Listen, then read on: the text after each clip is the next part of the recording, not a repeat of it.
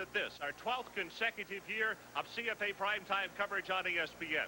Tonight we're here in Austin. 1 week from tonight we'll be in Clemson, South Carolina for the matchup between Florida State and Clemson. Then 2 weeks from tonight in the Great Northwest, the game between Nebraska and Washington.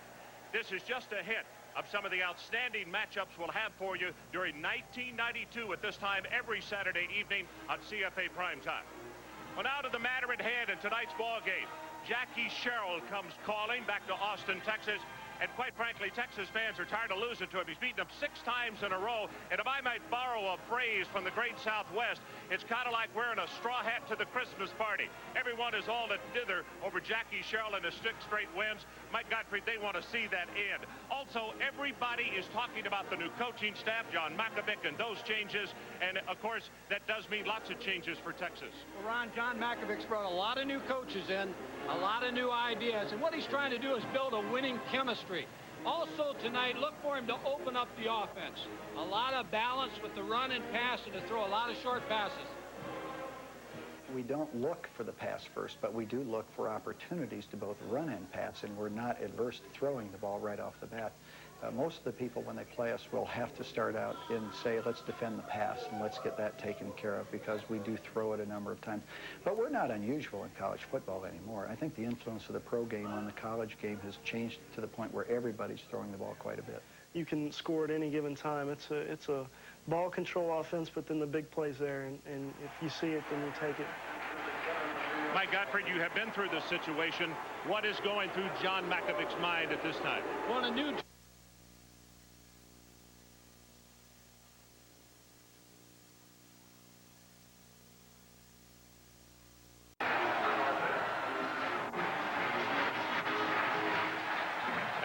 warm night in Austin, Texas. Mississippi State and Texas up next. Mike Gottfried, as we come back to our live shot of a near-capacity crowd here at Memorial Stadium, what goes through the Texas players' minds who played in that game last year over at Starkville, because the Bulldogs were a 10-point underdog at home and won it? Well, it's a motivational factor for the coaches and the players, because they opened the season last year and lost at Mississippi State, then had a disappointing year of 5 and 6. They'd like to come out here tonight, establish themselves under their new coaching staff, show people that they're a little bit different team and that they're going to be successful in offense and have success. The game notes on this one, last year's final score again, 13-6. Mississippi State won it over at Starkville. Mackovic's first game against Mississippi State ever. Mississippi State has not lost a road opener since 1971. They are 5-0. And to remind you again, the record that Jackie Sherrill has built, which is very convincing. He lost his first 2 games to Texas as the head coach at Texas A&M. And then, Mike, he won 5 in a row. And then with last year's win as the head coach at Mississippi State, he's got a pretty good run going. Texas has won the toss. They have deferred to the second half. Mississippi State attired in their road white uniforms with the maroon headgears and maroon piping. And Texas in the traditional white pants, no stripe, and the burnt orange jerseys. Scott Szeredy will kick it off, as you see from behind the Mississippi State bench. Szeredy is a transfer coming out of the state of California, Sonora Fullerton. His home is La Habra, California. And Mike, actually one of the best acquisitions, so to speak, for Texas during the offseason. He has been extremely consistent during early season workouts.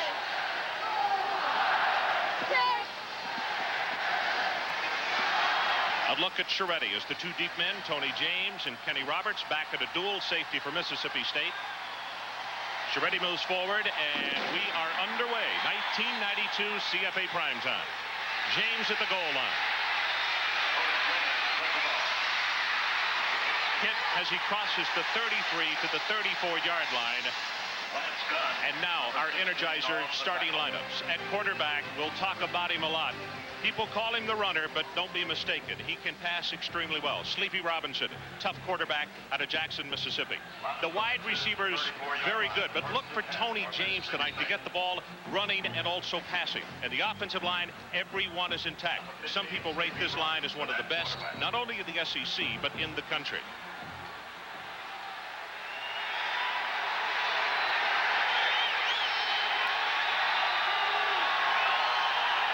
Three wide receivers to the left. Shovel pass up the middle. Will go for a couple as Michael Davis still on his feet and will finally be stopped at the 40-yard line. Let's meet the Texas defense. They run from a 4-3.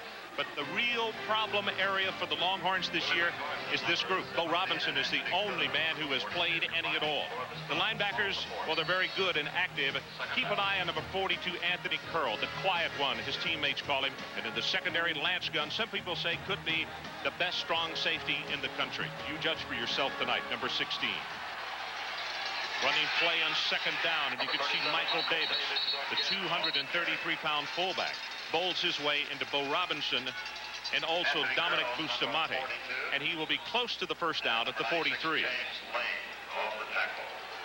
Ron, Mississippi State offensive coordinator Watson Brown knows one thing for sure. Texas has had problems in the first quarter on offense. They haven't scored a touchdown in 14 games in the first quarter, so he'll be a little cautious, a little bit patient here with his offense.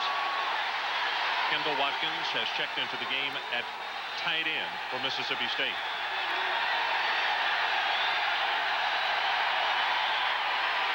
Robinson diving straight ahead, and from where they are marking it across the way, Bo Robinson makes the initial hit, and he is very close to the first down. We could have a measurement.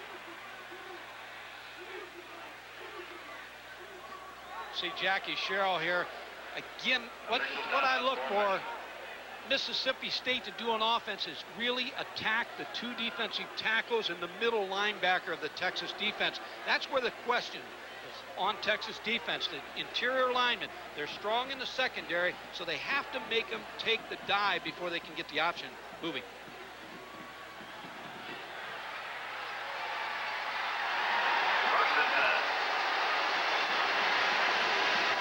Sleepy Robinson, the quarterback, number 15, muffs the snap a little bit. He was going to give the dive to Michael Davis, but after he muffed the snap, took the step too wide and ran into his fullback. Fullback actually knocked him for the first down. Michael Davis made the first good play of the night for helping Sleepy across the first down marker. This would be a good time to play action pass and try to go up on top on Texas. Now, you've had a couple plays. You have a first down. Let's see what they do here. Just checking off.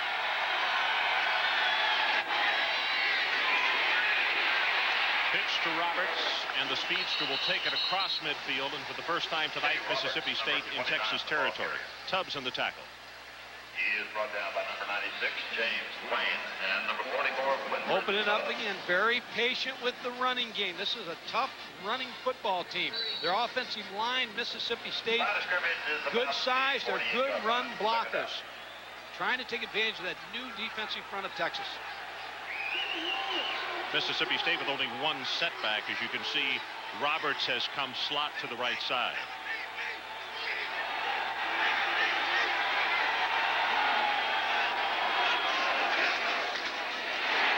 Running play, McNeil takes a couple of folks with him.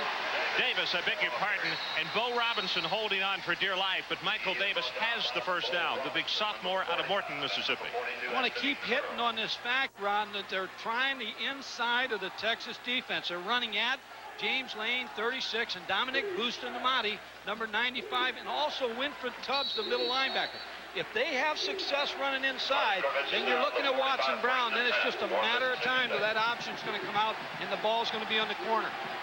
Lane and Bᴜʟʟᴅᴏ, as we have already stated, not a lot of playing time. And as far as the middle linebacker, Tubbs, he too has been out with injury. Play action, looking long. Got a man wide open. Harris, touchdown, Mississippi State. Robinson pass, complete to number 87, Willie Harris, for the touchdown.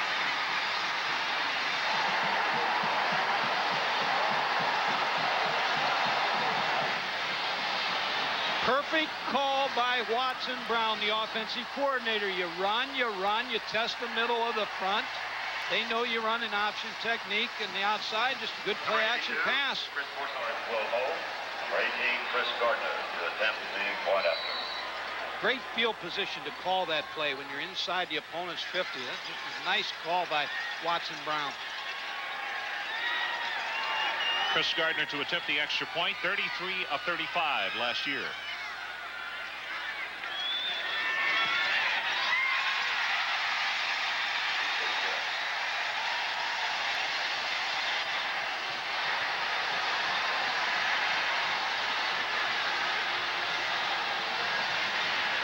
So the Bulldog faithful celebrating. 11:51 left in this opening quarter, and they have struck like lightning, 7-0. Sleepy Robinson, number 15, the quarterback, on a nice play-action pass. You're looking right into the backfield. A good fake to the fullback. Now it's just a streak route on the outside by Willie Harris, and it's man-to-man coverage. Texas plays a lot of man coverage in the secondary. The corner just fell down. Here's the reaction from Sleepy Robinson. He knows it's important to get on the board first here in Texas's home field. Mike, one of the things that I had a conversation with Jackie Sherrill about last night as they did their walkthrough here at the stadium was the fact that Mississippi State in recent years has not had great success on the road. And what you and I had talked about last evening and again this morning, very important which club did get on top in this ballgame. A, for Mississippi State to take the crowd out of it, and B, just from an emotional standpoint alone. Agree totally with you, and there's a third part. Now they put the onus on the Texas offense that had a lot of problems last year. The strength of this Texas team last year was defense. And so when you can draw blood on that defense, and now you make pressure the offense of Texas, you put them on the spot. Chris Gardner will kick it off. Now, during the warm-ups, kicking with the wind, he was kicking it out of the end zone. He is kicking into a slight breeze from the south-southwest. Grady Cavness is the deep man for the Horns. This will be Cavness at the 5. Good coverage by Mississippi State as he will be denied the 20-yard line. So let's meet the Longhorn offense. At quarterback, Pete Gardner. He's a senior out of Houston Lee, 4 years, and his third offensive system. The receivers, Jason Burleson. He's the tight end. He came to town as a very celebrated quarterback. Now he's a tight end. Coaches think he will have a good year. And the offensive front, some question marks here simply because of youth. Case in point, number 78, Blake Brockemeyer, is only 19 years of age, a redshirt freshman.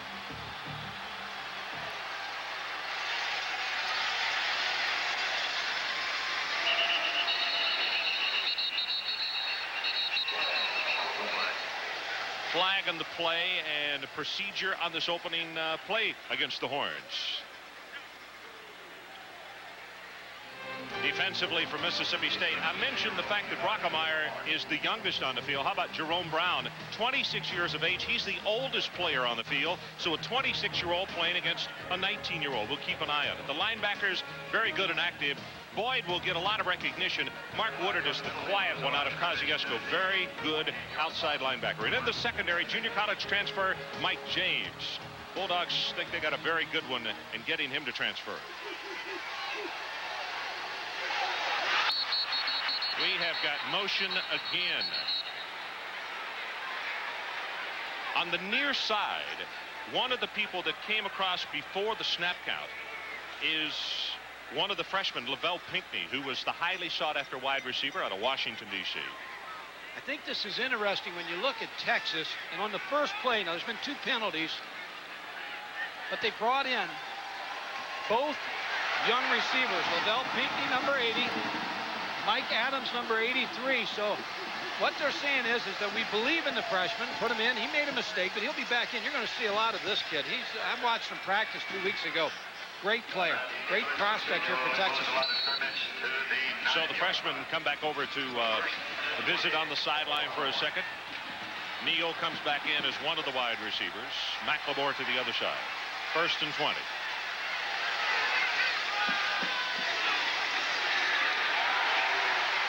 Brown with a straight-ahead carry, and he will have maybe 1 yard. And Tim Brando, let's go to him to get an update. What do you have for us?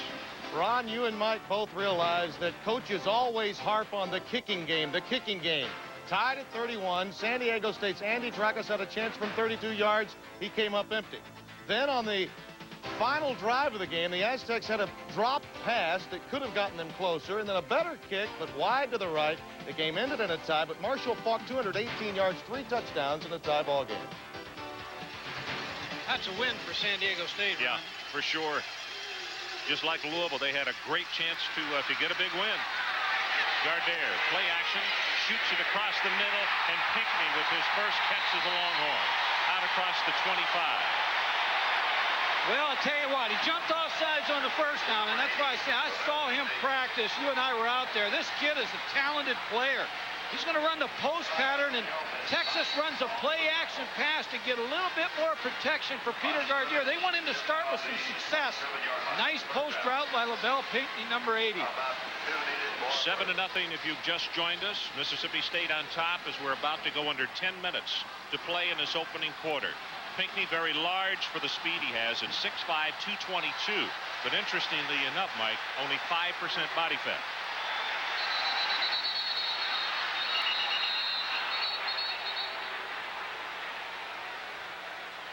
Boy, if this is procedure against Texas, you might see John Mackovic lose his cool for the first time on the Texas sideline. This time it's going to be a delay of game. Wow. Well, remember one thing. Now, John Mackovic's only had 29 practice opportunities to get this group ready for this ball game, so they're going to make some mistakes like that. They just need to settle down.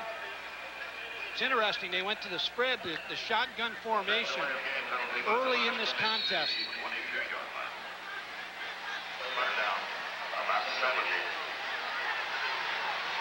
Line to make is the 29. Gardner's pass overthrown. Looked like Roderick Walker was the closest man to it, and for the first time tonight we will see the Texas special teams and the punting unit comes trotting on. Kelly McClanahan, we waited for a second because Pete Gardner also is a punter, but it looks as though McClanahan is the guy that they will go with to open the ball game tonight. 72 punts last year. That, of course, a team record. And Tony James, number 25, a very slippery one, back at a single safety for Mississippi State.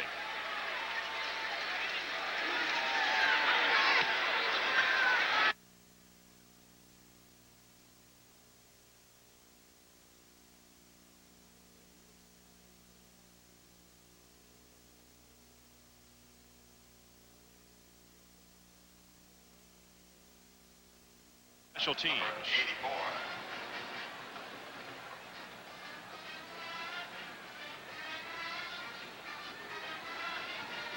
Illegal use of hands against Mississippi State. Astor Sizemore is the referee. The crew is from the Southeastern Conference. So we'll take a break.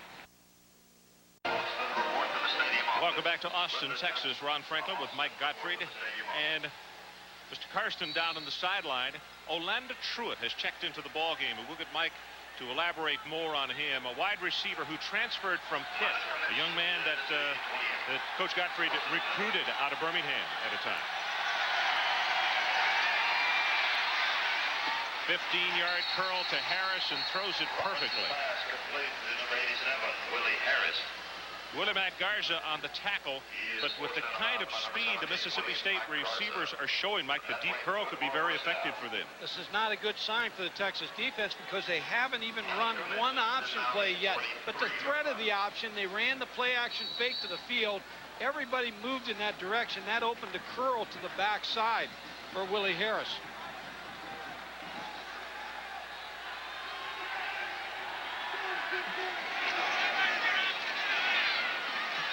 Michael Davis crosses the 47 to the 48. Winford Tubbs, number 44, the big middle linebacker, is there to make the stop. Winford Tubbs, number 44, also in on that last tackle. We're going to work Winford Tubbs. Those two defensive tackles and the middle linebacker are the key to this Texas defense. They have to hold up against that dive. That's too many yards to give them on first down. 5 yards is just way too much. It gives Mississippi State too many options on second and third down.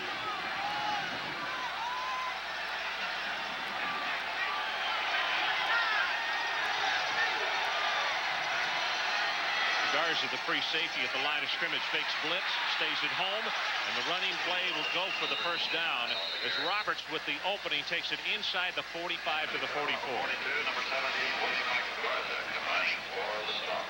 Big offensive line of Mississippi State. Watch them come off the ball and knock the defensive lineman of Texas off the ball. Then the real good block on Winford Tubbs, number 44, with the good stretch pitch play, and then they're just doing anything they want to on the ground. Well, as you can see already, under 9 minutes to play in this opening quarter, Mississippi State with a 7-0 lead.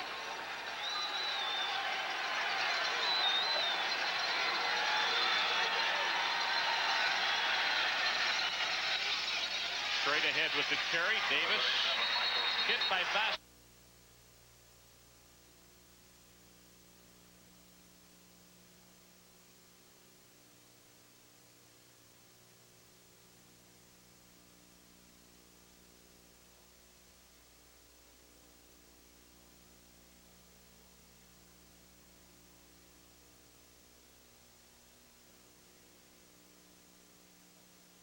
He's getting the play call from Watson Brown from the sideline. Watson Brown is looking at the Texas defense. He sees something, then he relays it to Sleepy Robinson. Pretty interesting concept. It is. So he comes to the line, and all he gives him is a formation. Then they go from that, right? Sets him down, and then he gets the play from Watson Brown. Little pick play on the outside. Roberts, the intended receiver. And I don't I don't think that's what he intended. Well, everything, what Watson Brown is looking at, we'll have to try to figure out as we go along here. But Watson Brown is looking at something at the Texas defense, and then he makes the call, a run, pass, or what specific play that he wants, ran the next play. So we'll keep our eye on Watson Brown. Watson not unfamiliar to the stadium. He was the head coach at Rice University before going to Vanderbilt. Third down, the line to make the 34. Doing it again, Ron. You see him look over to Watson Brown again.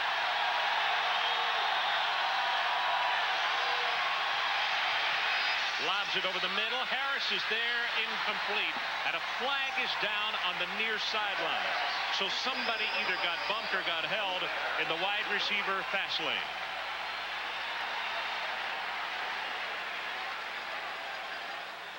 Holding against Texas. Mike, it gives me an opportunity to take a look at the offensive line for Mississippi State. And we talked about the veteran group and how impressive they had been.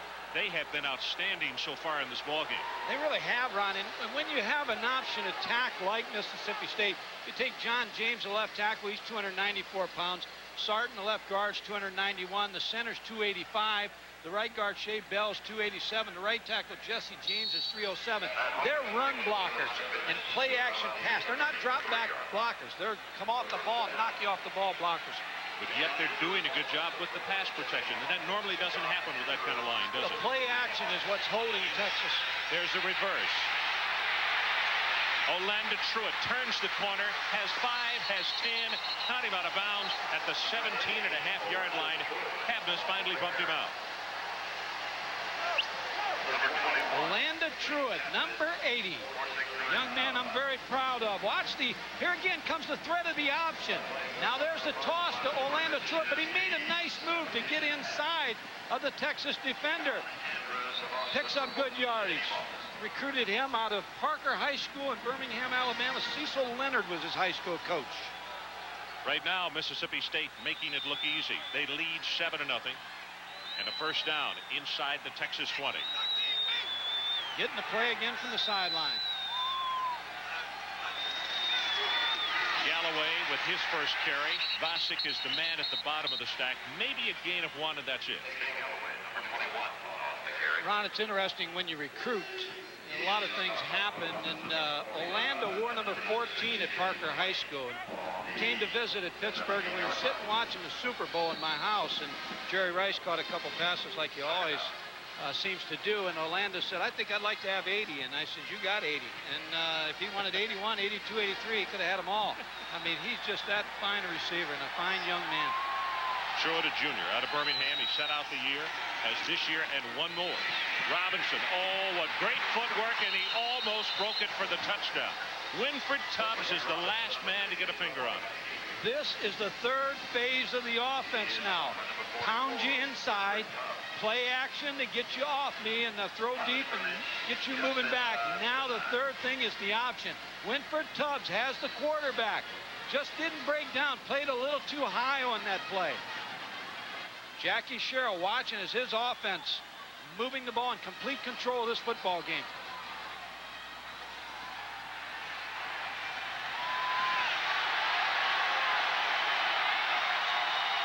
Davis and Roberts the setback on the third down and 1. This is the 9th play of the Mississippi State drive. And now a whistle and a flag And it cost him having to look back over his shoulder for the signal. I think he got confused. He's looking to the sideline. He's got enough time. But I think it took so long for him to make the second call that he was going to make. And Watson's telling him, hey, I'm giving you the call. Go with it. Don't try to change the thing. Go with the call that I'm giving you. And let's go to the sideline and get a report from Adrian Carson. Adrian. Well, Ron, one of the things Coach Sherrill is doing, he acts as his own statistician down here. What he writes down on that sheet of paper is how many yards they're gaining per formation. Good news from the drawing board, the offensive line. They're really going after and feel they can handle the interior linemen for Texas. Screen down or a good draw down for. On third down to play action, and he will bootleg it. Nobody stayed at home at the 5, and he will be knocked out of bounds at the 1 by Lance Gunn.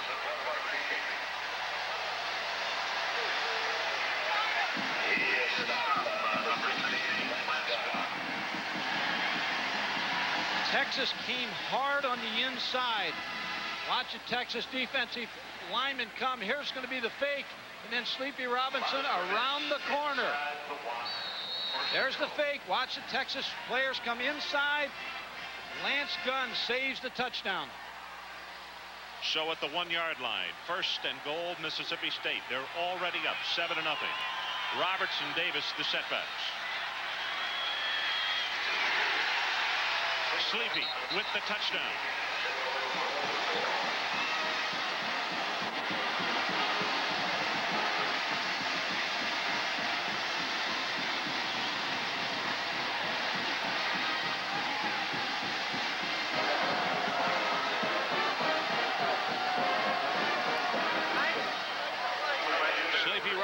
The senior out of Jackson, Mississippi, off the block of his center, Lee Ford, a senior out of Starkville. And Gardner will try to put the Bulldogs on top 14-0.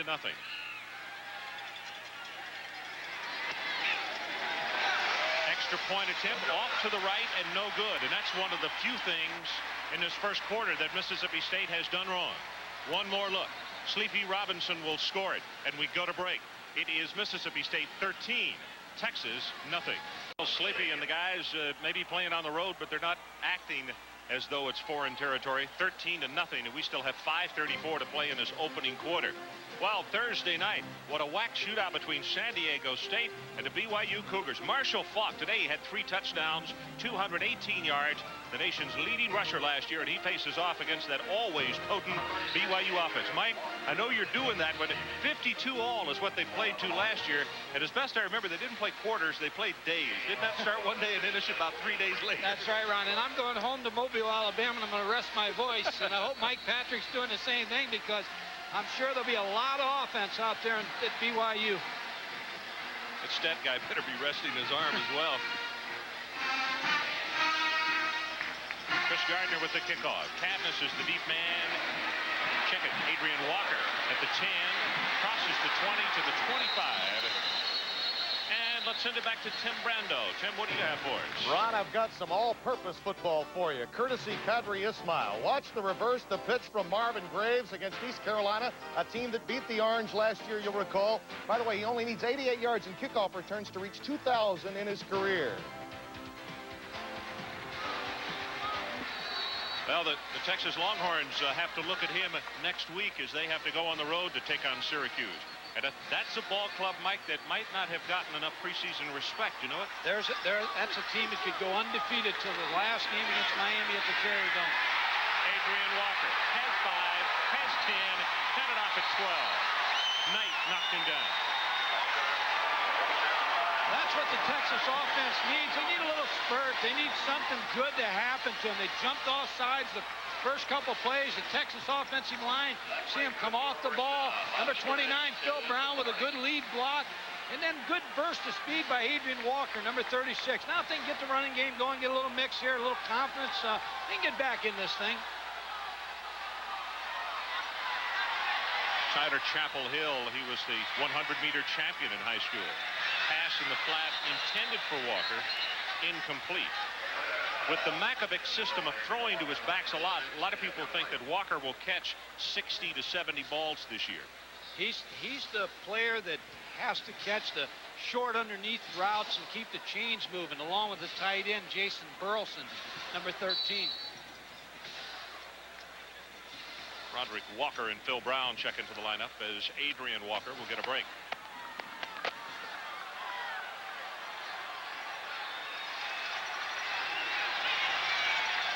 Texas continues to shift those running backs around as Gardner dumps it out. Roderick Walker needed one block and couldn't get it. Going to be 3rd down and 6 as Juan Long will get him. And Mike, talk to me about all the movement in the backfield for Texas as far as shifting those backs. Well, it's a Tom Landry system that John Makovic learned when he was with the Dallas Cowboys. And when you move the backs around, you move the tight ends, you prevent the defense from making a design call. They have to wait till you settle down. And when you get a loud stadium sometimes, the defensive backs have to give signals to the change in alignment. And sometimes you mess them up a little bit. And John Makovic is trying to do that to the Mississippi State defense.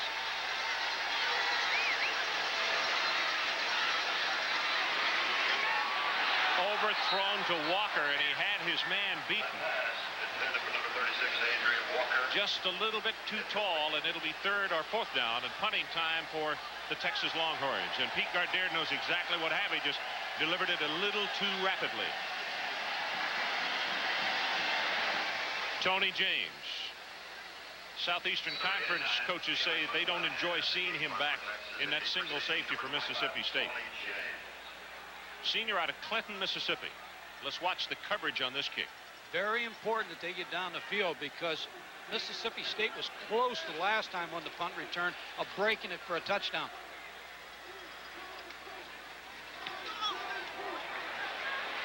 Good coverage kick this time, and to the 11. Great open field tackle by Malone on the special team. 46 on the kick. We'll be right back with what his offense has done so far. 13-0. Well, ESPN's coverage of National Hockey League begins on October the 6th with a matchup of 2 of the league's biggest names. Mario Lemieux, Stanley Cup champion Pittsburgh Penguins, take on the Philadelphia Flyers, led by rookie Eric Lindros. The action, October the 6th, 7:30 Eastern Time.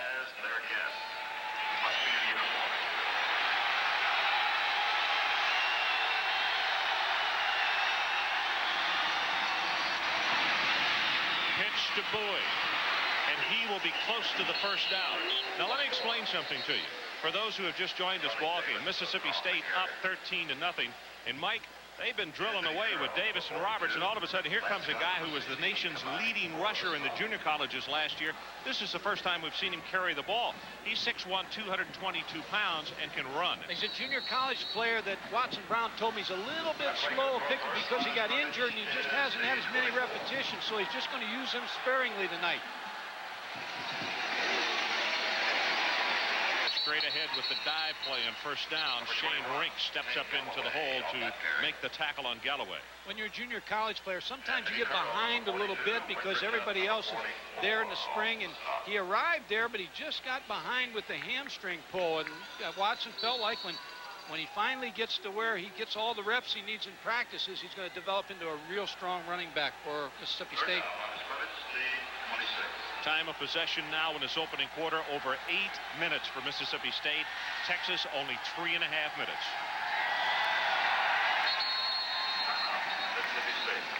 And a timeout is called by the Bulldogs, so we'll take it with them. 3:05 left to play in this opening quarter, and the Bulldogs having their own way. 3:05 left in this opening quarter. Fred Ward, number 1, a senior out of West Point, Mississippi. Comes out wide to the open side of the field. And Robinson looked as though he wanted to throw the shovel pass, and the area was closed up. Shane Rink is the man who knocks him down. You're right, Ron. They had the shovel draw called, and that's the bad thing about that. What you want to do sometimes when you get the shovel draw called and it's not open, if you get the opportunity as you drop back, you want to shovel the ball, throw it into the ground. The Sleepy Robinson didn't have time. He's looking for the receiver. Should have threw it right now on the ground because then it's an incomplete pass. I don't look for Mississippi State to throw the ball here, even though in their passing situation. Now, they may fool me in this, but 3rd and long, I look for some kind of draw or screen. You're right. Throws the screen pass, and Bᴜʟʟ, in his defense, it was a little bit off the mark. And And with Gunn coming up there on him, it might have been best he didn't catch it. Oh, you're right, Ron. They don't want to take a chance. They don't believe the way their defense is playing and the way their field position's been. They don't want to take a chance on 3rd and long. They're not a drop-back passing team. 3rd and long to them is screen, draw, trap, option. Number 83, Shad Shapey, and deep. Todd Jordan comes in to punt for Mississippi State. Always keep in mind, not on this play because of the 4th down at 12, but he is a 13 quarterback, so it gives Mississippi State another option within. Mike Adams, and he is hit before he gets the football. That will be penalty Mississippi State, and the Longhorns will get it in better field position. James is the man who took his head off. 47 yards in the kick. I'll tell you what. Mike James, number 7, was like a torpedo. He doesn't know and he doesn't care where the ball's at. He's just going to make the tackle. He's just totally out of position here. You see, watch number 7 come in the screen. He doesn't have any clue where that football's at and doesn't care either. He's just going to hit that receiver.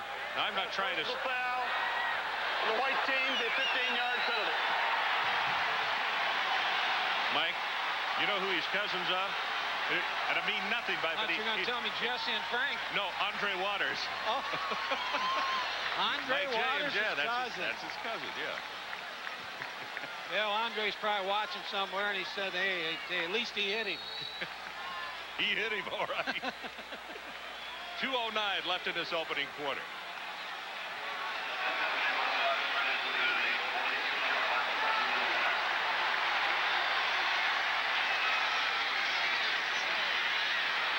Gardner has time, gets it away, and it is caught by Neal at the 31.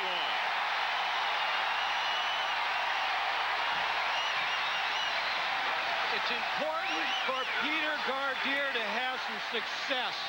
The 6'1", 190 senior rolls to the left here, under pressure, gets the nice route by Kenny Neal, the senior receiver. He came back to the ball nice, made the catch, was knocked out of bounds. Neal is one of the few players who is from out of state. He is from Memphis, Tennessee. Only 4 Longhorns are from out of state. Draw play. Roderick Walker showing good balance to the 25-yard line as Juan Long will make the stop from his middle linebacking spot. Ron, you think of Peter Gardner, the senior quarterback. He's got a new coach in John McAvick. What has to be going through his mind right now is, hey, I'm a senior. I led this team to the Cotton Bowl 2 years ago. Last year when we were here at the Auburn game, fans were booing their offense. He wants to get off successfully so he can build some confidence in John McAvick. And he knows they have a young kid named Shea Morenz over there, number 12, that if things don't go well, some way down the line, maybe he'll get in. But got to get something going offensively. Curtis Jackson, who this time last year was playing high school football at Plano, number 39, took the toss. Juan Long again making the stop. So the first time that we've seen Jackson carry the ball tonight. And the Horns will be short of the first down by about a half yard. John McAvick on the sideline. You don't see panic. He's been around for a long time. Worked again with Tom Landry, who was always in control on the sidelines. And this is a young football game, 52 seconds to go. He just needs this offense to get in that end zone and to get themselves where they feel good about this offensive chemistry.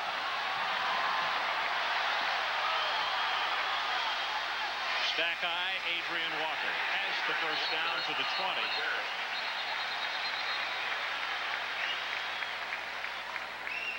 Harley Gibson, the nose guard, is down at the bottom of that mass of humanity.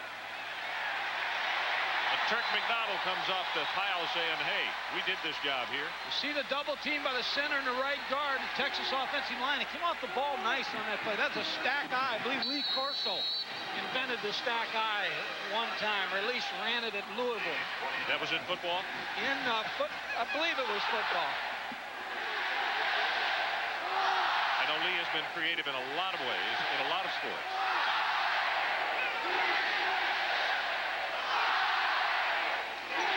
Gardner sets in the pocket, hit, almost loses the ball, and he will be knocked down by Jerome Brown.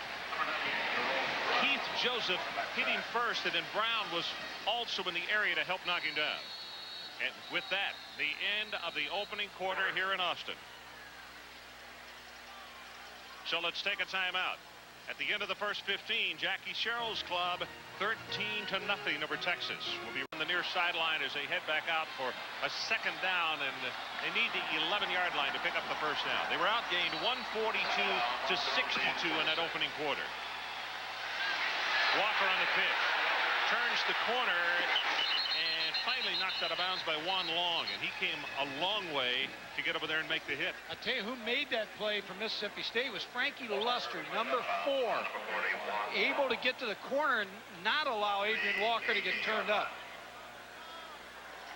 Well, remember the numbers we mentioned back in the early part of the ball game, Mike. That Texas had not scored. Well, it is now 15 games that they have not scored a first quarter touchdown. And the longer that goes, it becomes a bigger burden. And next week when they go into that game, that's going to be on their offensive mind. That puts a huge burden on your defense, doesn't it? Sure does. Blitz. Pass is caught by Neal. Out of bounds at the 4. Make it the 3.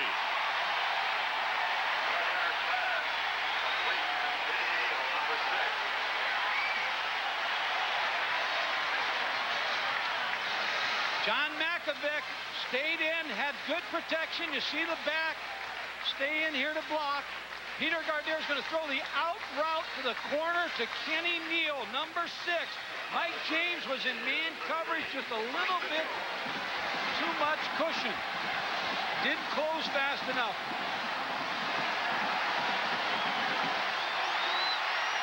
Adrian Walker down here has to be the guy to try to get this football in for him. You're right. He gets it on the little counter, and he will score.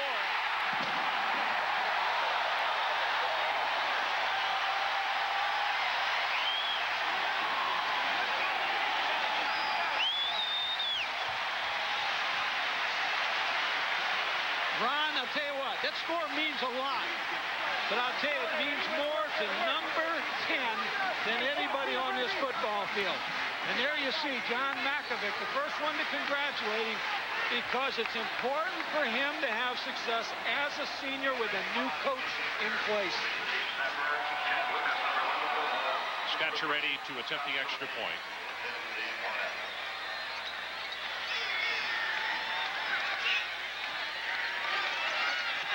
He's got it. And we have a 6-point ball game with 14:42 left until halftime.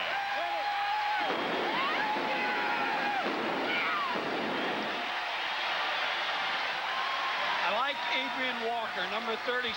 Like him for several reasons. As an tailback, he's a good running back that can cut. You're going to see him here as Peter Gardner gives him the handoff. Watch him now break it outside. There was nothing inside, and he has speed enough to get to the corner. He also has good hands on catching the football. John Makovic. It's about as much emotion as you're going to see out of him. He learned from the master, Coach Tom Landry.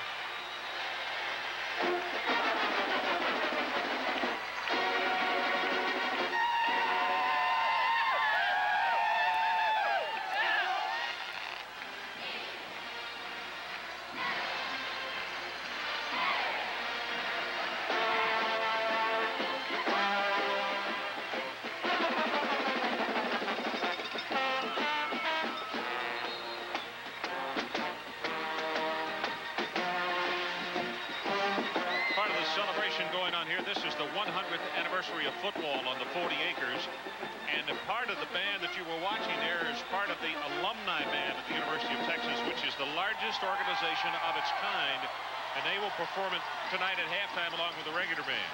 You know, statistic, Ron, you talk about 100 years of football. Texas in 90 in the opening games, 82-14-3. I mean, they've been successful in opening games. 8 plays, 54 yards, 227, 5 runs and 3 passes, and Adrian Walker out of Tyler Chapel Hill gets the touchdown.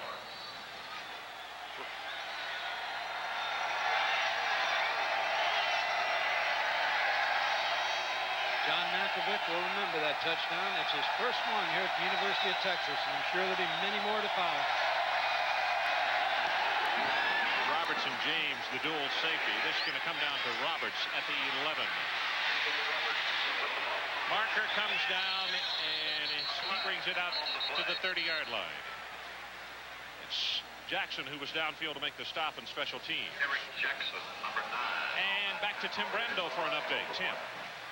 All right, Ron, what a difference a year makes. Cincinnati beaten 81-0 last year by Penn State, tied at 7 at halftime. Syracuse, Kadri Ismail, a couple of touchdowns in this ballgame already. All-purpose yardage is up there, 21-0. The shocker of the day, though, the Black Knights of the Ashley River do it to the Hogs on their home turf. Southern League beats the new SEC by 7. Back to Ron, Mike, and Adrian. And Tim, thanks. And you know and I know, coming from the Deep South, this is not hog slaughter time. But, boy, that was an event that I guarantee you, the coffee cups will be rattling come Monday. Just think of the reverse of that, what they feel like in the Citadel right now. That was a big Isn't that the truth? time win for them. That's a big one. 13-7 our score with 14:36 left until halftime. Penalty was for illegal use of hands. And Sleepy Robinson wants a timeout. Something defensively he did not like. So Mississippi State takes their second timeout of this first half. And we'll take a break. Bulldogs were up 13-0. Horns have closed it to 6. Ron Franklin along with Mike Gottfried and Adrian Karsten. And welcome to this, our 12th consecutive year of CFA primetime coverage right here on ESPN, the Total Sports Network. Mike, next week we're at Clemson for the first night game ever. Florida State, Clemson. The following week it is Nebraska at Washington. This game, we're going to have a burner here before this one's over. We got a great lineup this year. All those next week games, next 2 weeks, they'll need a shoehorn to get them in those stadiums. Play action. Robinson puts it on his hip. This is going to be well overthrown. Ward is the man he wanted. And the dual coverage, Lance Gunn and Joey Ellis. Good coverage. Tried to go up on top. Good coverage by Joey Ellis. Texas in a lot of man coverage, so you're going to see a lot of streak routes, a lot of routes where they try to go for home runs against that man coverage. Texas last year, Ron, ranked #1 in pass defense, 3rd in the country in total defense, and their record was 5-6. Now, you talk about sports, you said if you play good defense, in football, run the football, you can win, and so that's how bad their offense was last year. Pitch goes to Roberts, has 5, has 10, cut it off at 15, and he's out across the 30 to the 33-yard line. Vosick saved a possible 6. Boy, he can scoot. Watch number 44, the linebacker, as he shuffles, and he's going to be blocked. Sleepy Robinson on the down-the-line option. Watch the block by Michael Davis, 37. And was able to spring that play for a good gain.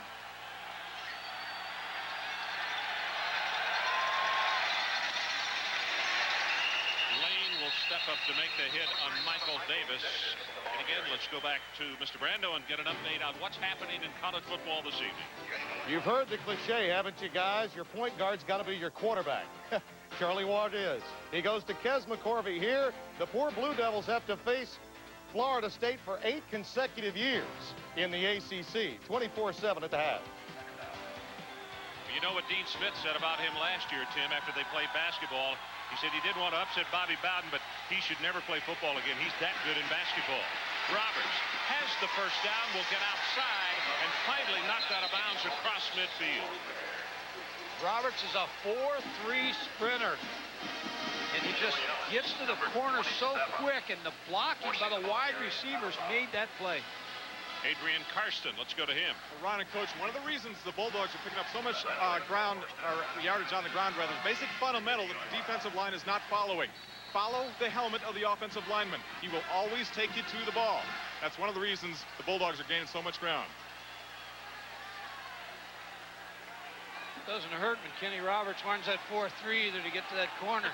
You know, most importantly, not just a 4-3, Mike, he's 10-4 in the 100 meters. Ball is fumbled. Mississippi State, I believe, has made the recovery. Dominic Bustamante, the redshirt freshman out of Corpus Christi, one of those down at the bottom of the stack. Now, go ahead, I'm sorry, Ron. I was just going to say, Dominic is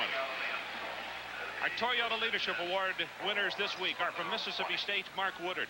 He's a graduate student in State's MBA program. He carries a 3-point average, and he's been involved as a tutor for international students on the Starkville campus. And for the University of Texas, Willie Mack Garza, he has a 2.9 average in social work. He spends 20 hours per week working with children at local elementary schools. Toyota, proud to donate $1,000 to each school's general scholarship fund. Well, Willie Mack Garza just made a heads-up play because he was a deep safety, and he ran to the left like the ball was coming in that direction, and that enabled it to get in the end zone so that Texas could have it on the 20-yard line. Longhorns finally put it in the end zone in their last possession. We'll see if they can get some continuity here. Gardner into the flat, has it complete to his running back, Walker. Gain of about 3 on the play. Phil Brown, I beg your pardon, a junior from Commerce rather than Adrian Walker. Wesley Lisi off the stop. John Makovich's Illinois teams the last 4 seasons averaged 35 pass attempts a game. Now, that's not a lot of passes to get a reputation as a throwing offense, but it is a throwing offense with great balance to set up the run.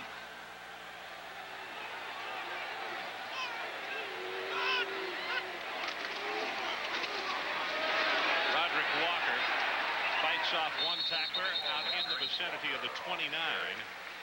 That's Arlie Gibson on the bottom of the pile along with Jerome Brown. You have to credit the Texas offensive line. In the last 2 series, they've taken a little bit more control of the line of scrimmage. This is the line that Pat Watson, the offensive line coach, feels like is going to develop. They've got a group of young linemen and older linemen here. And guess where Pat played? He was an All-American at Mississippi State. Very good football player over there. You know this game means a lot to him. This is the time you want to look for your tight end, Jason Burleson. 2 tight ends set. If you can see him pull the guards, Walker is going to have the first down. Adrian Walker Brockemeyer with a good block as well, number 78. Remember, we talked about the youngster, a redshirt freshman out of Fort Worth, only 19 years of age, and Mikey's playing against a 26-year-old. Went to a one-back set, Ron, and you're going to see the guard pull here. It's the old counter play. Guard and tackle with a one-back set to show pass, and then Adrian Walker's able to get the yardage for the first down. That time Brockemeyer not blocking against Brown, but as Mike said, on the pull and doing a good job. Kevin Henry came across, and whether one of the Texas linemen was moving his backside, I'm not sure, but it looked as though, oh, we'll see. You can see John Macvick not happy. He doesn't want these penalties. He knows he can't win this game with a lot of penalties against a good team like Mississippi State. No flag. And you know what? Defense moved in, threatened the offense, caused him to move. No play. Gets a nice little break there.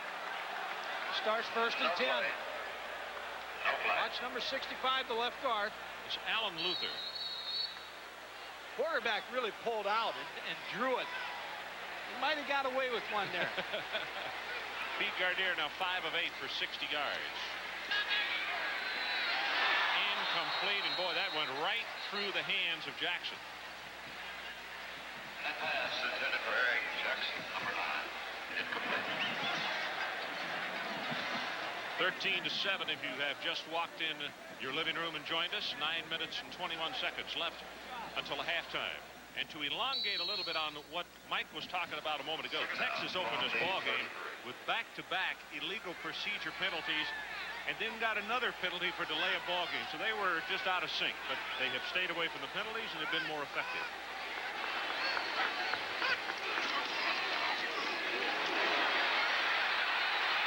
Curtis Jackson, boy, he got through 4 players and then he pays for it at the 35 as Daniel Boyd, the senior from South Haven, Mississippi, comes out to make the stop. Number 98, Jerome Brown. Mississippi State runs so well on defense that it looks like you've got a pretty good hold. They put Burleson in motion. Watch the close of the defensive lineman. Jerome Brown, number 98, Lateef Travis, number 49. They run well, so when the ball's strung out like that, they'll make the play at the line of scrimmage and keep the gain to the minimum.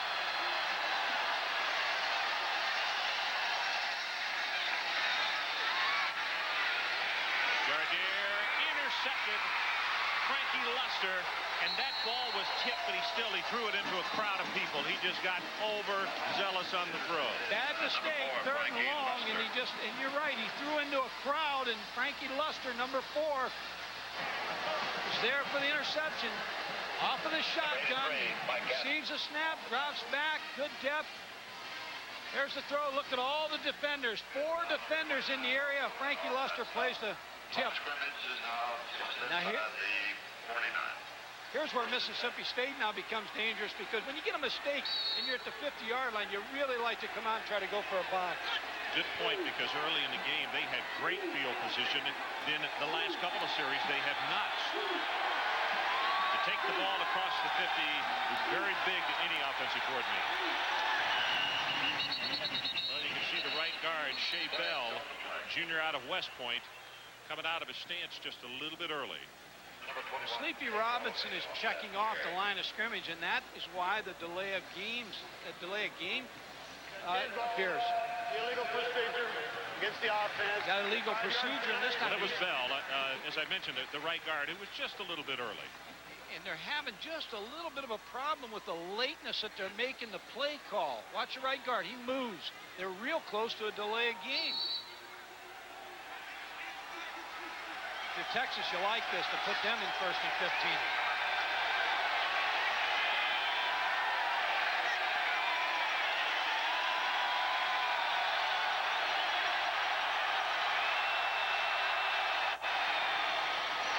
Robinson, no place to run.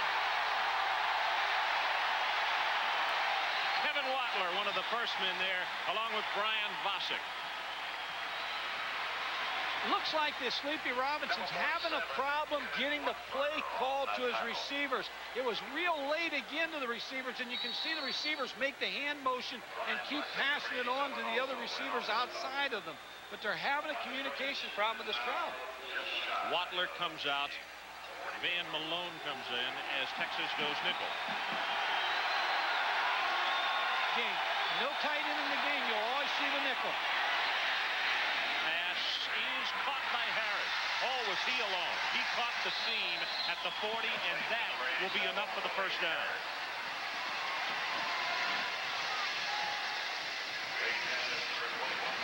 Willie Harris on a deep curl route, number 87. There you see the curl. You see the underneath route is what brought the linebacker coverage away and opened it up. Number 21, Grady Cavness makes the tackle. It's a big first down for Mississippi State. Oh, second down and 20. Believe me, Roberts. You see him change speeds. Tubbs finally will get on top of him, but it was Joey Ellis who took his feet out from under him. And Mike, with 7 minutes and 15 seconds left to play until halftime, Longhorns need to keep the Bulldogs out of the end zone. No more than a field goal here. The way this offense can just explode. Well, you're right, Ron. Tay Galloway, the fullback, number 21, they're doing such a good job blocking the linebackers, and that's what's opening that up to gain 6 yards on first down the option. The fullback is making that play.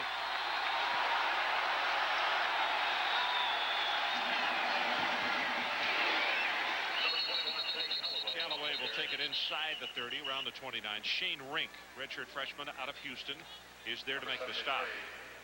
Shane Rink and number 47, Kevin Butler, combining for the stop. Jackie Sherrill may think in terms of 2 downs here to make this first down. Watson Brown, Jackie Sherrill both communicating on the headset with the people upstairs. Third down, Mike, and they need the 26. See him look to the sideline, get the play. Now he has to give it to his offensive unit.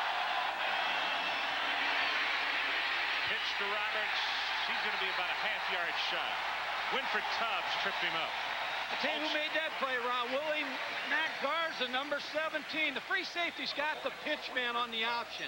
And he just come roaring up the field and made that tackle.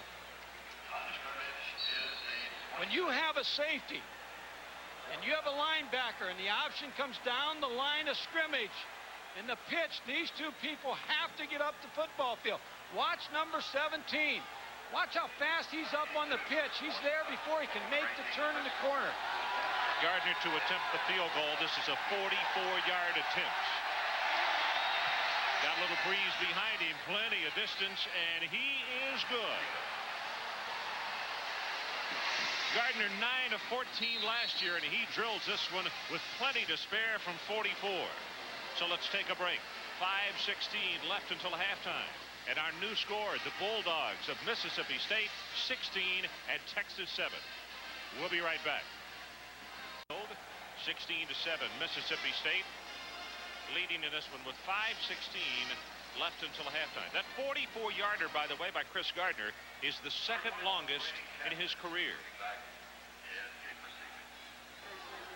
Football is a game of field position, Ron, and that turnover by Peter Gardner, the interception and the field position change, and Mississippi State being able to take advantage of that turnover and put points on the board. Big.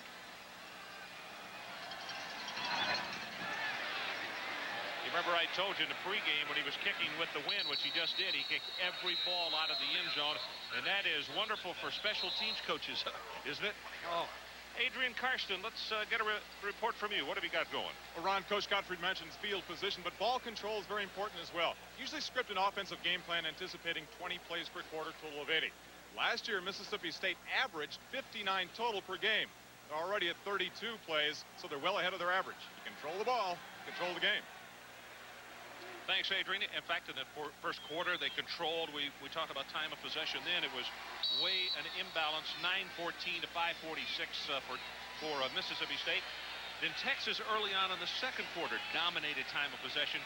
Then the turnover by Texas, and it cost them. Well, you talk about 59 plays a game last year. If they had the average, that was making the most of those plays. You'd like to be in the 80-plus area. Gardner to Burleson, tight end. And he will take it out to the 31-yard line. More action tonight, and let's get this update from Tim Brando. We're busy preparing for halftime, Ron, and Iowa is busy against Miami, playing them tough. 3-0 the score in that ball game. Only a field goal. South Carolina with 2 field goals. So the newest SEC entry, along with Arkansas, faring a little bit better than the Hogs today against Georgia at Williams-Brice Stadium in Columbia. Well, we all know, Tim, that's a noisy place up there, and if with the Gamecocks on top 6-0, I would imagine that the decibels, the dB level has gone up even more.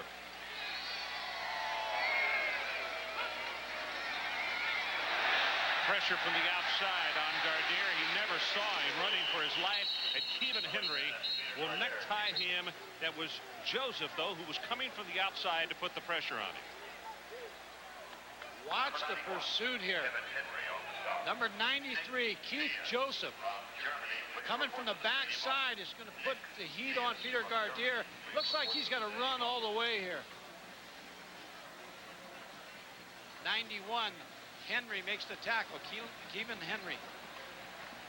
Keith Joseph out of Pascagoula down on the Mississippi Gulf Coast. About to go under 4 minutes until halftime. Play action as they set screen into the boundary, and boy, it does not work. Adrian Walker, as soon as he got the football, he really took some punishment over there from that linebacking core for Mississippi State. Also, Kevin Knight, the free safety, was up quickly. Linebacker Juan Long, number 40, just read that screen from the start of the play. Didn't take the fake on the draw, ran to the screen right away, and really was the person who made that play.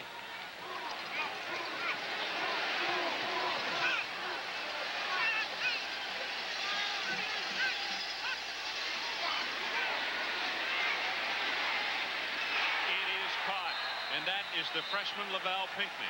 Caught one in the first quarter, now has one here in the second quarter. He's going to be, looks like a half-yard short. I don't know if they're going to measure it or not. Peter Gardner with a nice route to Lavelle Pinckney, the young receiver, number 80. Not a lot on that ball. Enough to get to Pinckney to make that catch. Kelvin Knight just put a little hit on the young freshman also after he made that catch.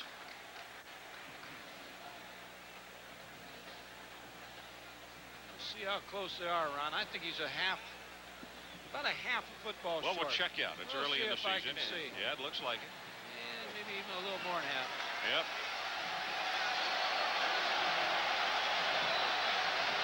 Folks in the stands are going to say go for it.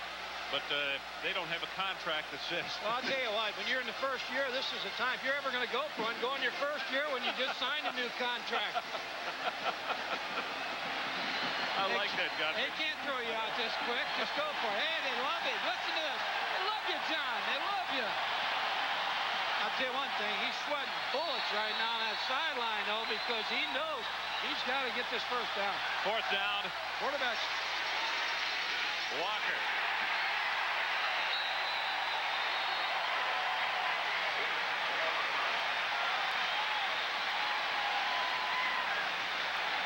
Took the ball deep to Adrian Walker, the tailback. Nice blocking by Troy Reimer and Alan Luther. Also Turk McDonald, number 55, the senior out of DeSoto, Texas. Now let's see what they do with it, though. Now they got the first down, 3:27 on the clock. And turn it into points. Burleson. And the tight end will be shy of midfield, just across the 48. We mentioned Burleson came to Texas as a quarterback, a really great athlete, Mike. He won a national competition as a decathlete, great in track, and it was a situation where the youngster kind of looked for a specialty, though, in football. Wound up as a tight end, and the coach is very pleased with the way he's played. Ron takes a special guy to go from quarterback to tight end. Beef himself up. You have to block up there. It's a little tougher position, but he's made the adjustment.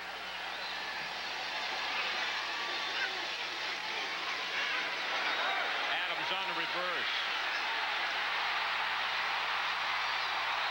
Has the first down, and he is to the 41-yard line. Going to be a gain of 11 And a Texas first down, and the clock shows 2 minutes and 31 seconds until the halftime. Mississippi State defensively is a heavy zone team, which means they're not going to take a lot of chances on defense, so they're not going to get themselves in a predicament where they're in a lot of man-to-man coverage where you're going to get a lot of big, long passes against them. They're going to make you work the field for your score, and that's what they're doing to Texas right now, making them work the field.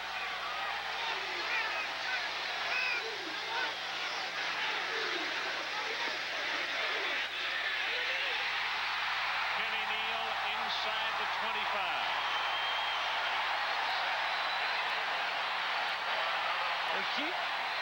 Keep throwing the deep curl route. Kenny Neal's going to run a curl, and there's going to be a flat and up route. Peter Gardner in a drop back action. Watch the curl, the deep curl route. Here comes Kenny Neal. Flat route takes the linebacker out underneath it. Good throw by Peter Gardner. 5 completions in a row for Gardner. Make it 6. That pass will only go for about 3 yards, but Mike James came up very quickly to make the stop on Neal. Just a little quick out. You came with back to hit a curl for about 15 yards. Came back with a quick out to Kenny Neal, number 6. 10th play of this drive for the Texas Longhorns. They trail 16-7 with 1:28 left until intermission. Coming up at halftime, the Delta Faucet Report. #1 Miami and Iowa. And also Marshall Faulk's big day. The missile in action as well. That and a lot more at halftime. Roderick Walker, little inside counter. Boy, the trap didn't work. He never got there, did he, Mike? No, he didn't. Mississippi State closed it up inside, making the 3rd down play crucial now for Texas. They're going to take a timeout. 61 seconds showing on the clock until halftime, and we're going to hold it right here. Talk about Marshall Faulk a little bit to San Diego State. Now, does he, this early in the season, does he put himself up for honors later on in the season? I don't want to say Heisman Trophy because everybody's a Heisman Trophy winner, but this young man's legitimate. And I think this performance against Southern Cal may get everybody's attention a little bit more nationally. Yeah, what else will get everybody's attention is Thursday night, a whack shootout between, well, first the kickoff show, 7:45, and then the San Diego State Aztecs will take on BYU. Last year's final score in this game was 52-all, and the gentleman whose picture you see there is the guy that Mike was just talking about. That is Marshall Faulk. He had 3 touchdowns today, 218 yards. 8 o'clock Eastern Time this coming Thursday, right here on ESPN. Longhorn Band prepares to entertain at halftime, but right now they'd be far more entertained if their charges on the field could put one in the end zone. I think it's very important for Texas now to pick this first down up with 1:01 on the clock. And now if you're Mississippi State, you want to make sure you know where number 13 is, Jason Burleson, and Adrian Walker, number 36. Those are the 2 receivers you want to make sure you can throw. Adrian Karsten, you have something for us. Ron just overheard Coach Makovic in their huddle, and I quote, "If you guys score here, we will win this game." They're going to be...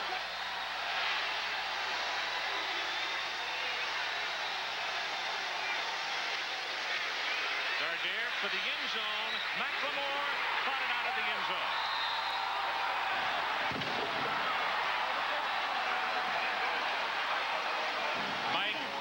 McLemore going for the football, did not realize where he was, and a more experienced receiver would have stopped and had that defensive back run up his back when he got the interference call. You're right. He was bumped as he went down the field. Kevin Knight on coverage, number 5. Watch McLemore, the outside receiver, just run out of room. If he pulls up, you're right, Ron, he may draw the interference. More important, they've got to come away with 3.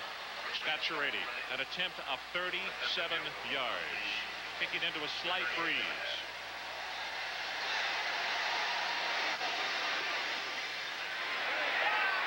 Got the distance, and he got it. 50 seconds left on the scoreboard clock until halftime, but it's 16-10. That's a big emotional boost just before halftime for this young Texas team and their new coach. Well, the NFL regular season kicks off tomorrow. The ESPN will be there with all the previews and features on their award-winning NFL Game Day at noon Eastern Time. For the most complete report, preparing you for the day's NFL action. Then at 7 o'clock, see all the highlights of the day's games on NFL Primetime. Both shows with their season premiere tomorrow, right here on ESPN.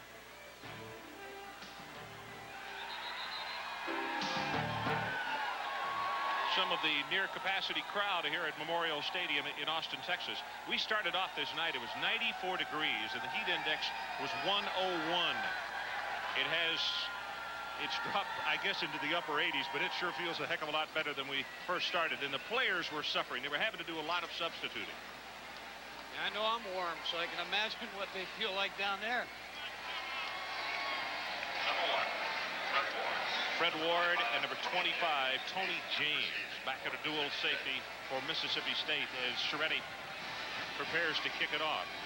James is a home run kind of player, and if I'm in Texas, I'm not sure I get it in his direction. Well, if they get distance back, they get a good return, then I think Watson Brown may try to go deep, but if they don't get any kind of field position, I think they'll just kill the clock with a running game.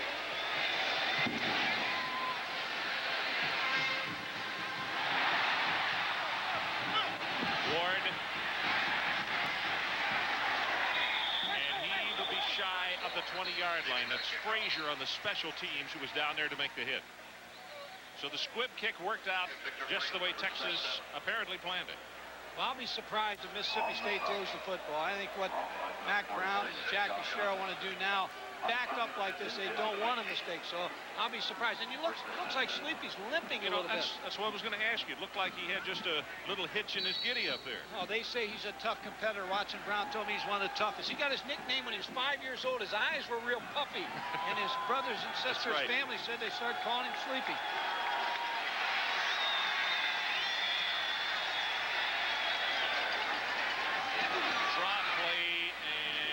Winford Tubbs will be there to make the stop, and Mike, you had it pegged as far as what they would do. Tried to break it with Roberts, who is capable of breaking that really long one, but as the clock runs now down under 30 seconds. They really don't have to run another play if they don't want it. I think when the whistle went off, it was 24 seconds, so they could just stay in the huddle and not run a play. Have to take a lot of things into consideration for those hoping that they'd throw the ball up. Remember the new fumble rule. You can pick it up and return it either side of the ball this year. All kind of things to remember. Tubbs will hit Roberts and will stop him short of the 30-yard line, and that is the final play of the first half. So coming up at halftime is the Delta Faucet halftime report. Mississippi State 16-10. We'll be right back. 26 rushing attempts for 129 yards. They need to go back and initiate the run-off tackle, set up the option, and then the play-action pass. Texas did a nice job with their passing game in the second quarter. It shows the confidence they have on 4th down and 1 to go for the first down with the Texas offense. So should be an interesting second half. All right, Mike, so penalties and also the turnovers. That's a very good point, and of course you could talk about that every week of the college or professional football season. Therein lies the difference in most every game that you're involved in. 16-10 right now with 2 more quarters left to play here in Austin. We did not get a report at halftime on Sleepy Robinson as far as any injury to his leg, but I'll be anxious to see when the Mississippi State does go on offense for the first time if he is having a little bit of a problem with the leg or a groin. Well, I think if he's having a problem, they'll pull him out because they need to run the option in the second half. They need to go back and establish the inside running game in the option because I don't really believe Texas stopped the inside running game or the option. You answered my next question as far as the adjustments that were made. Actually, Mississippi State, it was kind of like a smorgasbord there for a while. They were trying a little bit of every flavor, weren't they? Well, and some penalties stopped them and put them in a bad position. And then you go over to Texas. I think the 4th down call by John Makovic really ignited this crowd. And as I said before, if you're going to make that call as a coach where he did that, he in the first year of the 5-year contract. Now, when he's in the 5th year of the contract, he's not going to make that call. But it was a good one tonight. Hunting time it would have been. Grady Cavness, 1 kick return in the opening half. That for 14 yards. And on the far sideline, we have just been told that Greg Plump, the junior out of Hattiesburg, is in fact warming up. So what we will do is we will get Adrian Carson. In fact, we see him. He's headed in that direction. We'll try to get a report on Sleepy. Cavness 5 yards deep, and Texas will take it over at the 20-yard line. Well, Ron, that answered my question, because if Sleepy Robinson can't run the option, you've got to go with Greg Plump, the number 2 quarterback. From their own 20-yard line. So Texas comes on offense for the first time in the second half, having deferred that opening kickoff. Time of possession, Mike, 16:38 Mississippi State, 13:22 for Texas. And so that means that in that second quarter, Texas really drew it even, because it was 9-14 to 5:46 after the first 15 minutes. Throw that out. The one turnover in this ball game, in this game, is dead even.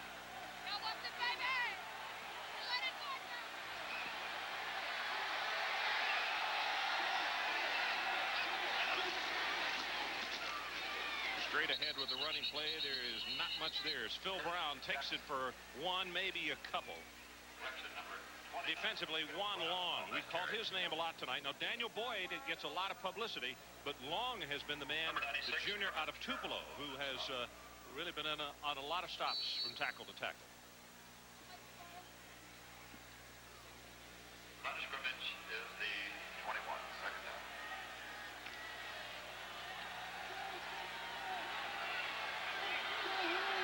Brown, the lone setback for the Longhorns.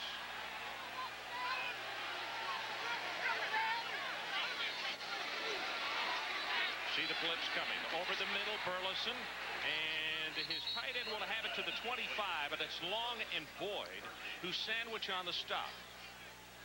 Boyd, one of the really good stories in college football. He is already accepted into dental school. Microbiology, his major. 6 feet, 233 pounds, out of South Haven, which is just outside of Memphis, but it is in Mississippi. If this offense is to have success, this is where they've got to be at their best. 3rd and 5. Now, this usually becomes a pass situation to the running back or the remaining tight end, but they've removed the tight end from the game, so watch both running backs. Movement, and you can see a couple of offensive linemen look as though they got out of the stance a little early.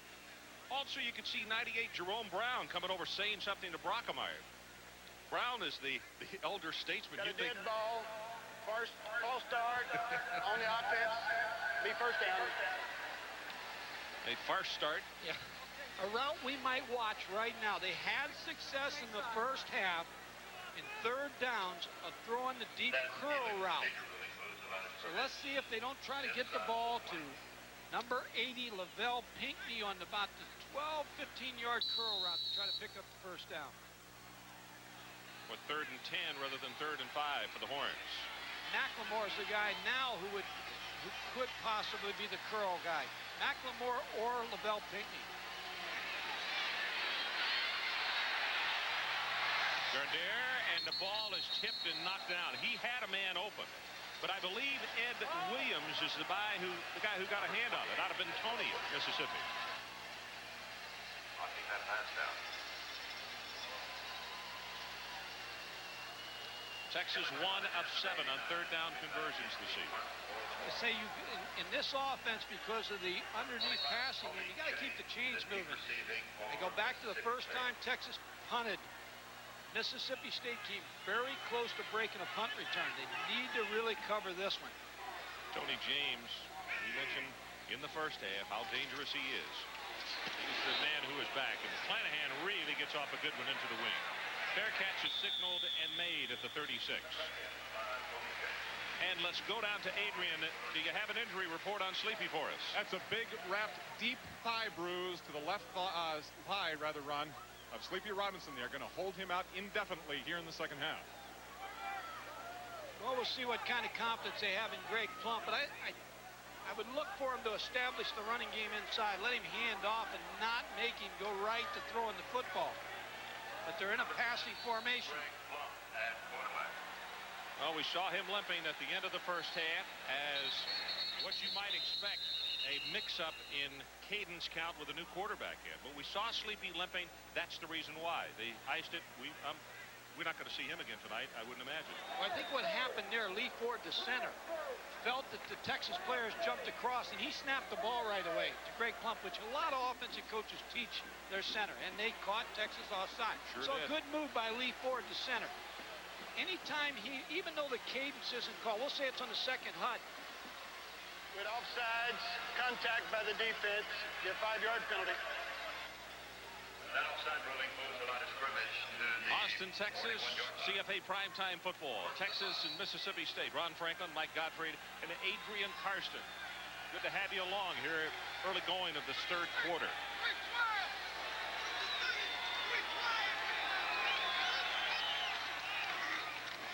Plump with the keeper. Fumbles the ball, and Texas has recovered at the 36-yard line.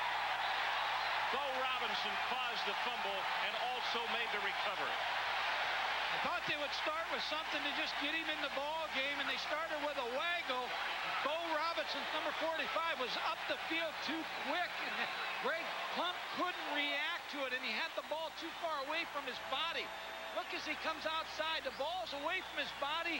Number 45, Bo Robinson, just punches it out, recovers the fumble, and a big turnover for the Texas offense. Now, Bo is the only guy on the defensive front that has any playing experience at all, and you could see his reaction. He made the tackle, caused the fumble, and then made the recovery.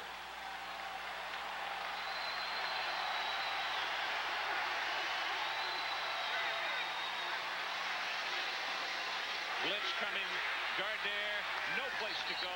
He'll be sacked by Woodard, the senior from Kosciuszko.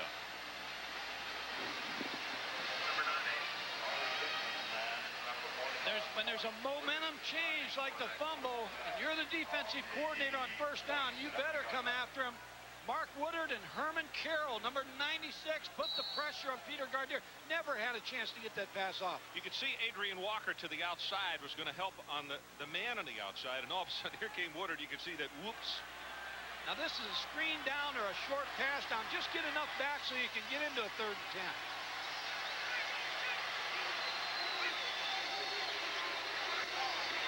Walker into the boundary, and again it's Woodard, number 45. And a few of the Bluebirds come out with that call, a running play back into the boundary. How soon we forget, huh? But, you know, when you look at this Mississippi State team, 50 of their 95 scholarship players are juniors or seniors. This is a veteran football team. Rocky Felker, who coached this football team and who was fired and replaced by Jackie Sherrill, recruited some pretty good players in here, and they're mostly his recruits. So this is a veteran team that knows how to react in adversity on a road game.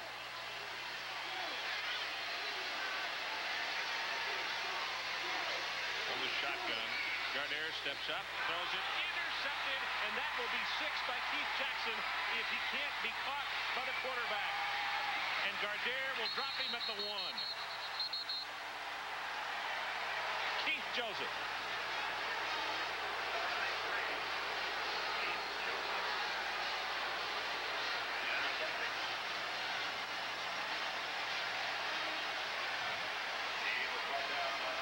Third down and long situation, and he chose to throw a little 5-yard route. It was just picked off. Keith Joseph rolled up into 2-deep coverage. So bad choice on the throw. You see the roll-up corner here. 93, Keith Joseph, the outside linebacker, was playing off. He rolled up, picked off the ball, and Peter Gardner with a key take. If they can hold him here on defense, you'll look back to Peter Gardner's effort there to stop the touchdown. Plump lost his footing. He'll go down about 1.5 yards away. Winford Tubbs was in the vicinity to make the hit.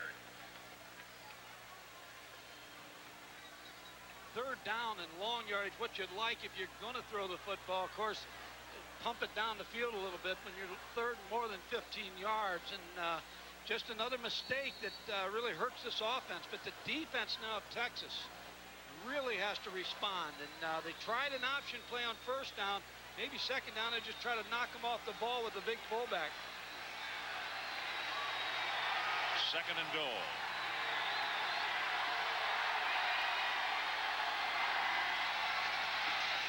Plump will score.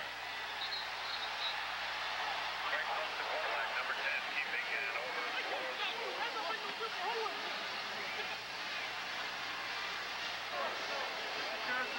Well, this guy right here is the one who set it up. Number 93, Keith Joseph, a senior out of Pascagoula, Mississippi. Made the interception, returned it 48 yards. Plump on the second play takes it in for the score, and it's 22-10, Mississippi State. They're going to go for 2 because they're only 12 ahead. They'll go for the 2 points to try to get it back to 14. Really a key block by Michael Davis, the big fullback, on that option. The fake on the dive, and then Craig Plump just fouled him in the end zone.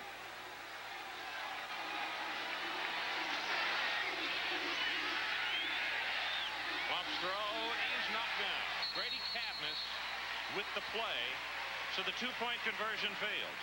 And let's take one more look at the touchdown, Mike. Greg Plump, the quarterback, will fake to Michael Davis on the left. Watch him just foul him on in the end zone. Michael Davis just took out the inside linebacker of Texas. 10:39 left in this third quarter. Mississippi State by 12.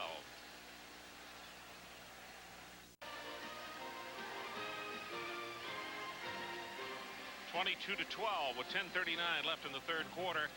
And so turnovers, well, it costs Texas now a total of 10 points.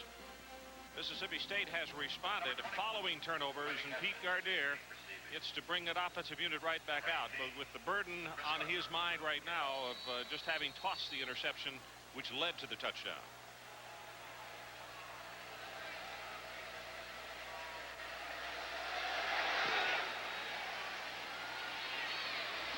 Cavness a yard deep. He'll return.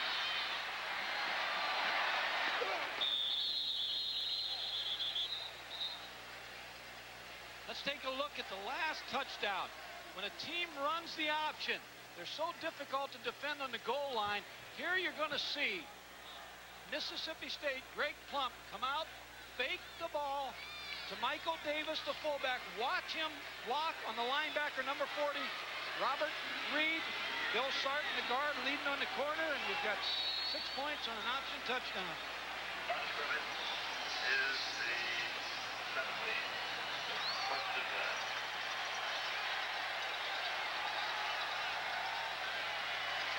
Gerald Crawford, a junior from Sherman, the lone setback for Texas this time.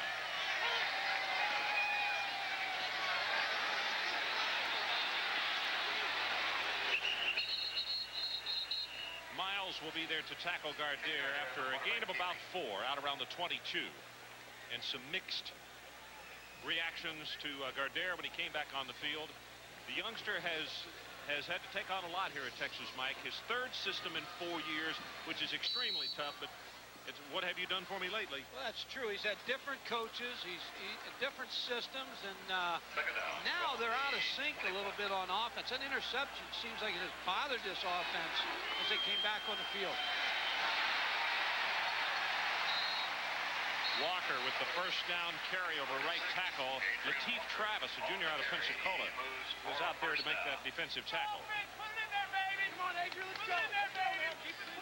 Lateef Travis, number 49 on that tackle. Line of scrimmage just across the 30. Mike, here's an impressive number of what Jackie Sherrill's club did last year in the third quarter. 72-16 in the third quarter. And it says a lot about adjustments made at halftime. You can look at that and just show the dominance that they've controlled in the third quarter. And they started this quarter the same way. Hang on, Pinckney.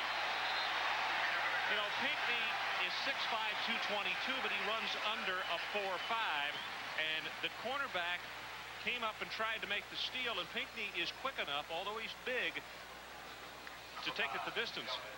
Fans like to hang on to hope, and youth is really hope that you enjoy in a football program. LaBelle Pinckney is a big, tall receiver, 6'5". You see the nice route, he takes off. And again, that's encouraging for the fans in a new system, that the young kid can come in and play first college game and so effectively.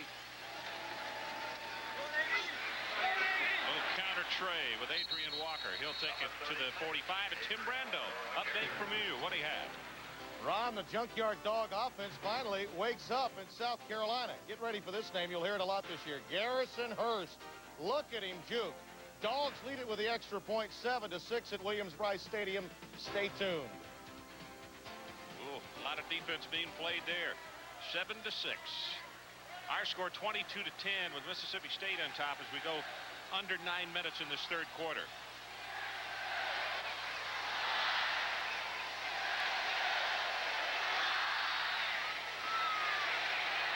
Gardner misses him. Boy, Adrian Walker had just come free over the middle.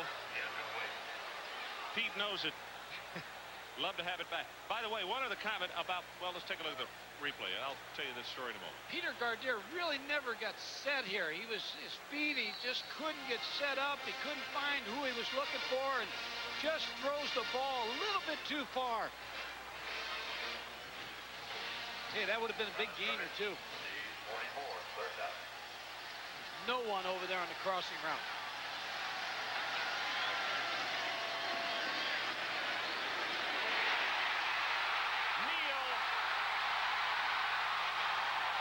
At the 7.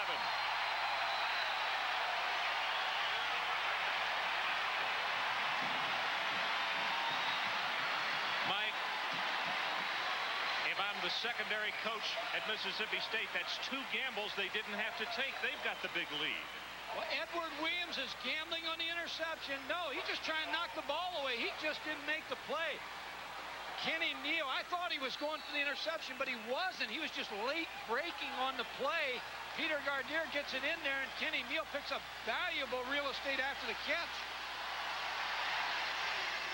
Well, this one didn't get off on the right rhythm, and Jackson's going to be knocked down for no gain. Ed Williams there to make the stop, and you could see people looked as though they were heading in the wrong direction, Mike. Well, that just blew up from the start. You hear John Mackovic yelling diamond every offense because he'll run 3 receivers or 4 receivers or 2 tight ends in the game. Every set has a call to it. So the diamond is this particular group that goes in. So that's why it's a little easier to get that group on the field so you don't get the delay of penalty call. You also heard them. They will holler a single number sometimes. What is that? The number of receivers for the outside? He's the key guy? I didn't hear it, so I really am not sure what that means. On 2nd and goal, blitz is on. Puts it up in the corner, and touchdown Jackson.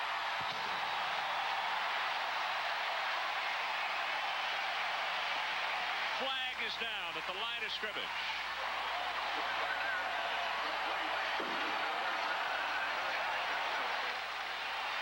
When you're coaching, you always hold your breath there. You want to see the first guy to jump so you know that whether it's on you or the opposing team. John Mackovic now gets the bad news. Dander. Kenny, come here. Kenny. So Eric Jackson just had his first touchdown erased. We had illegal procedure on the offensive team. They did not have enough men on the line of scrimmage. That will be replayed.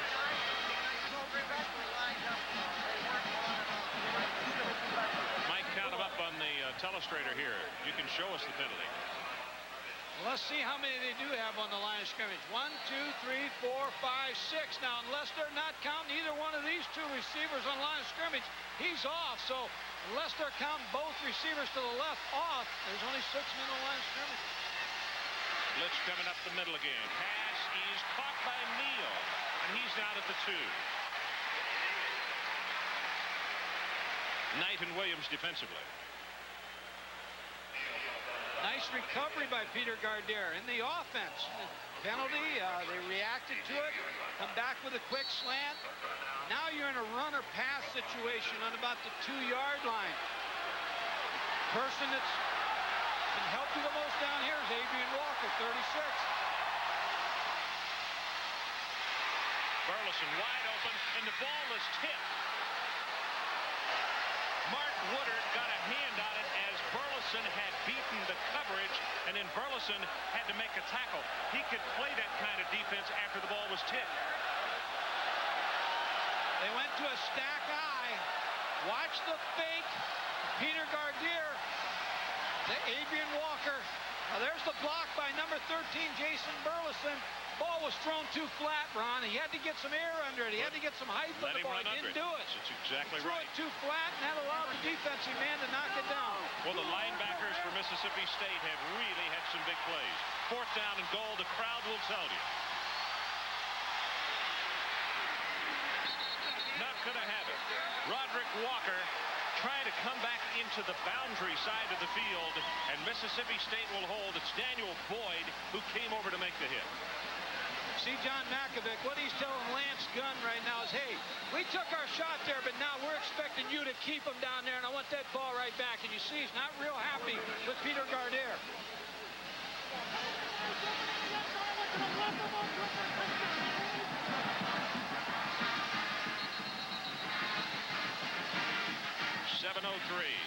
Left in this 3rd quarter. Adrian Karsten down on the sidelines. What do you have, Adrian? Now that earful, Ron, that Peter Gardner is getting from Coach Mackovic is because that was not the play that Coach Mackovic called. I believe the call's to the wide side of the field rather than to run into the boundary. And you saw the result. It was rather strange looking, have to admit. Ran into the short side. Adrian's right. I'm sure they probably would have preferred a little bit more room to run to the corner. Here's where the defense really has to stiffen and come after Mississippi State. Tubbs will step up to make the hit, and the dangerous thing right here, you could see Plump, who doesn't get the reps on the practice field, bump into his running back. Tim Brando, you have an update for us. Cincinnati played so very well tonight. Take a look late in the game. Paul Anderson with a 3-yard touchdown run. They'd go for 2 and fail. By the way, Wally Richardson came into the game for John Sacca, who was 1 of 6 for 9 yards. Really a pitiful performance for Paterno's club, but they do win by 4. Another one of my old teams, Ron, played well tonight. The Bearcats.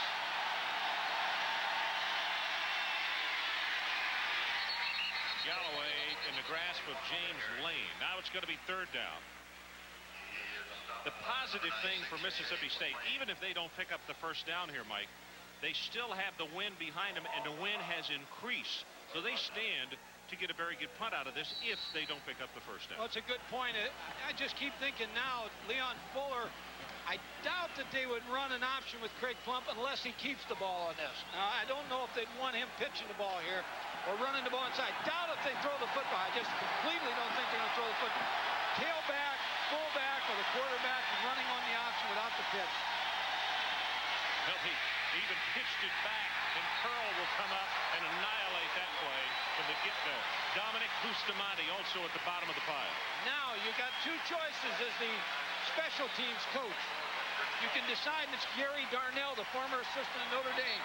1, to try to pressure the punt, try to block the punt or force a shank, or 2, to set up field position by trying to get some type of return. It looks to me like they're going to try a return because they figure, just like you said, he'll get a pretty good kickoff. The longer the kick, the better chance to return. There's Gary Darnell, special teams coach.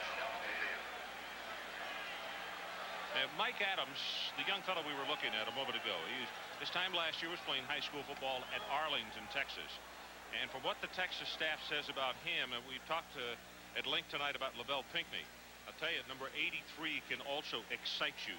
But I think for the youngster, one thing he probably ought to do, Mike, and that is take an extra 5 or 10 yards, because this wind is considerable. Jordan can kick the ball well, and nothing else like an outfielder. It's easier to run up under the ball than it is to go back over your shoulder and retreat. I'm going to tell you something. We may make you a special teams coach. Let me tell you why. You're right. Look at him right now. He's 50 yards deep right now. And his coach, Gary Darnell, probably charted the kicker in practice and knew that he was kicking 50, 55 yards with the wind. So he adjusts by moving the receiver back, and now with the chance of the return. Now he's going to get a good long kick. He gets a chance to get that football and make something happen. Mike Adams, number 83, becomes the man of the moment. Kenny Roberts being helped off the field. Now he's going under his own power, and it looked as though it was a leg cramp. So for Mississippi State faithful, don't be alarmed. I think it was just the lack of fluid that was bothering him. Let me get a combination here. half side, one side rushing, the other side returning. Look how deep he is. Boy, he has respect for this. 40, 45, 50 yards. Jordan waiting. Got the return on all the way. And it's a low line drive kick. He'll field it at the 49. Look at this guy run. To the 29-yard line, and Bᴜʟʟᴅᴏ is the man who saved something that could have been bigger. Timeout. 5:08 left in the third quarter. Mississippi State by 12. Audible. I think this is the biggest series of his college career. He turned it into a quarterback draw, got turned around, and he'll have 3 yards. Mississippi State is doing now, in looking at the video from last year's game, of what they did last year, and that is bringing a lot more pressure from the angles on Gardner.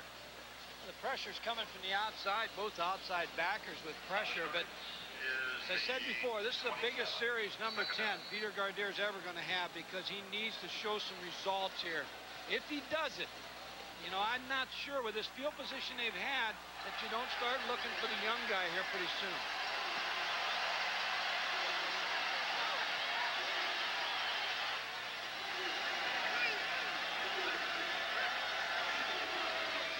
Adrian Walker, Brockemeyer in front, breaks it for 5, 10, and finally tripped up at the 15-yard line.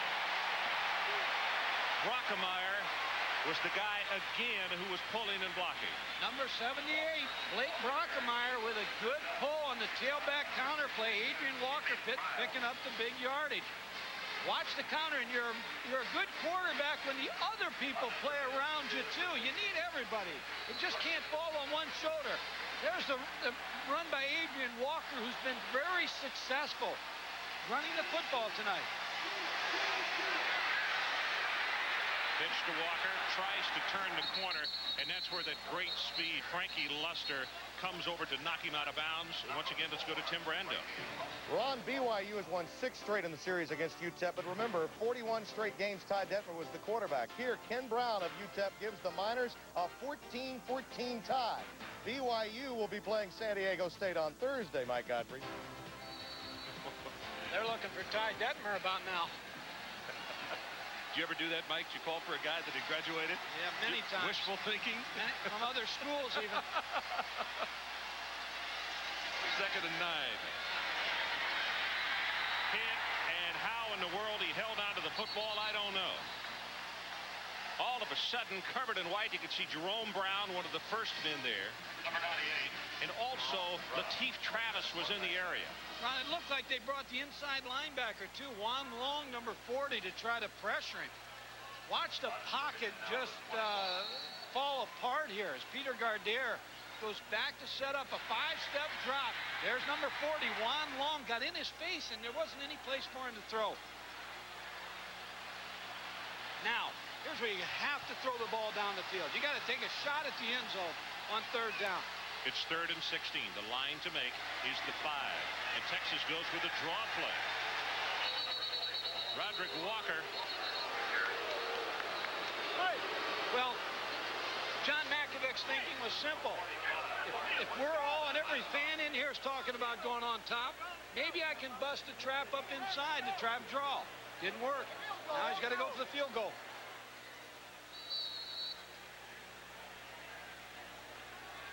Still a lot of time in this football game. Szeredy to attempt a 35-yard field goal. It's almost right in the middle of the field.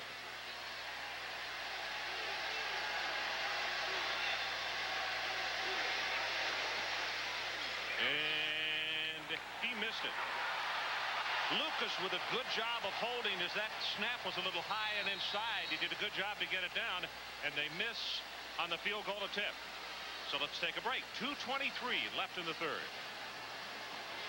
The setbacks behind Plump. And Tim Brando. Let's get another review from him. Fellas, another team from South Carolina playing well, but when you think of Georgia offensively, you think of Zaire, Hurst, and Hastings. What about Max Strong? Tried 59 yards against Sparky Woods' club. and the Dogs have an 8-point lead in the third quarter. Well, the Dogs are barking on the ground there. Get that going, and that'll go a long way with the defense they play. They may push in that league. They're going to push some of those teams. Pitch, Curl will come over to make the tackle on Bᴜʟʟ, and it's going to be a third down. And now Mississippi State looking at about 7 yards for the first down. Anthony Curl, the little light linebacker, 6'3", 205 pounds, takes this play on, number 42. Watch him come from the backside, now make the hit right at the line of scrimmage. Winford Tubbs, number 44, also in on the tackle. Got to cause a turnover here, Texas.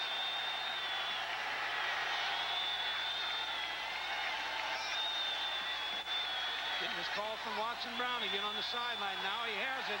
2 seconds left on the clock. He's not going to get it off. Just got it off. Hit by Reed and incomplete. Well, you're right. That thing was going double zeros just as the snap came up. I'll tell you what, he's more fortunate that he didn't get that ball intercepted. Lance Gunn did not go for the interception. He was going for the kill shot. But Texas will again have great field position if they get any kind of return.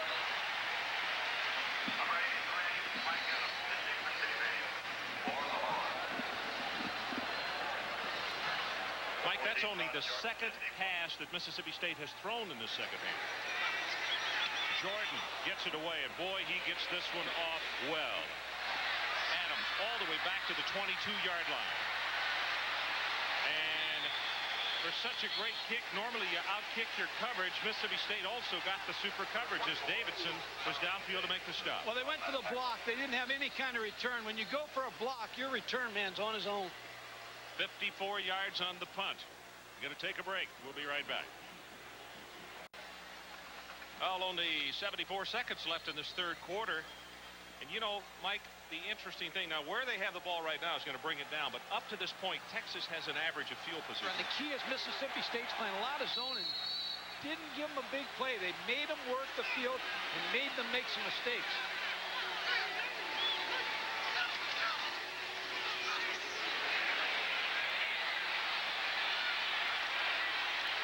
Gardner ran into his own blocker. He's going to wind up with about 6 yards.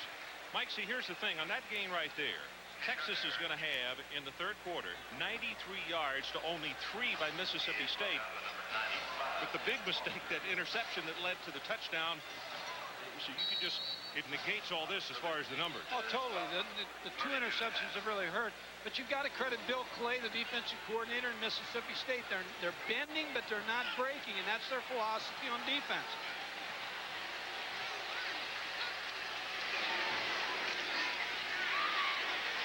Pass tipped in the air and is intercepted by Charlie Davidson. Nope, they say he dropped. Didn't hold on to it. Sorry. Pinckney is a man that they were going for.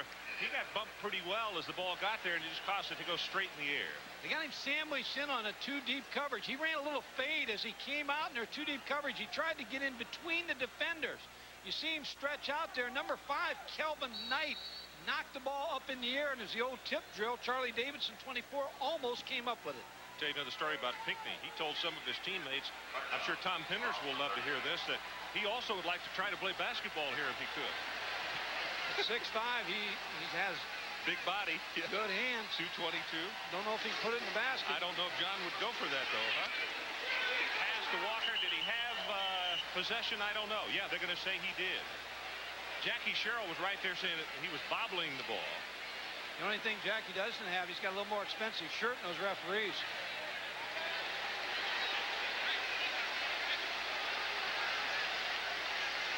Ron, they just have a lousy percentage on third down. Their third down conversions, we'll check it here in a second, but it's just been lousy for Texas.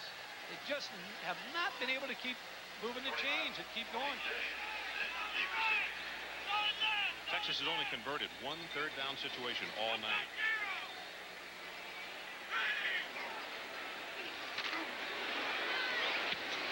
Flanahan off the side of his foot.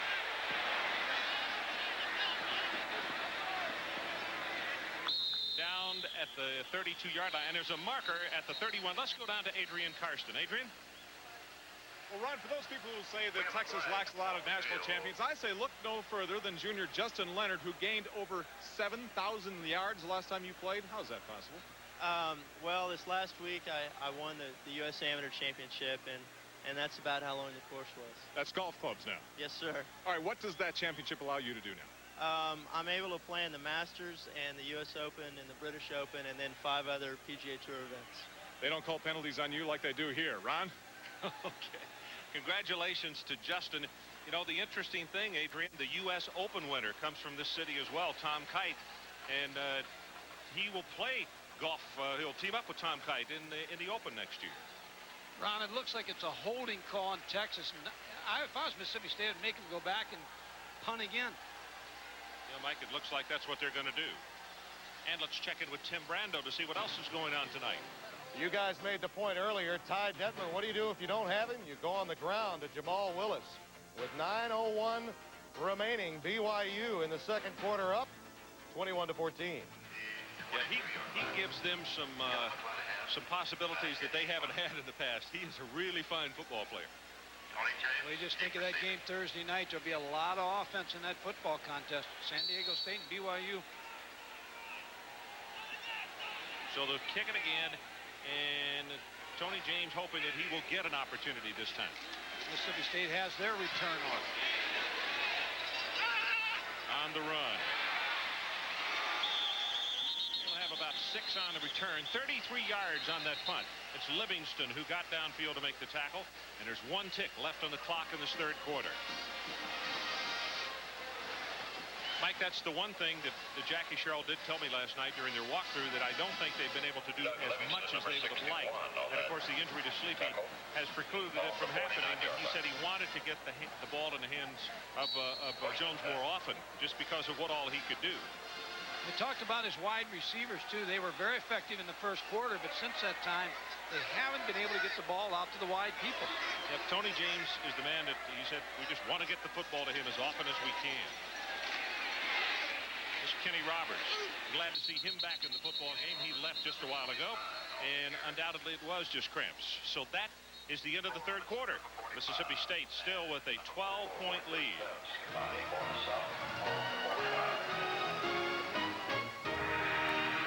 Play as Mississippi State continues to lead in this ball game, 22-10.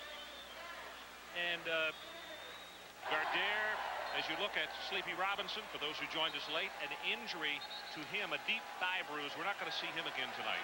And with road games coming up at LSU and Memphis State, we won't see him again tonight. And for Gardner, well, we'll talk more about that in just a moment as far as how much more playing time do you think he's going to get tonight. Right now, it's Plump.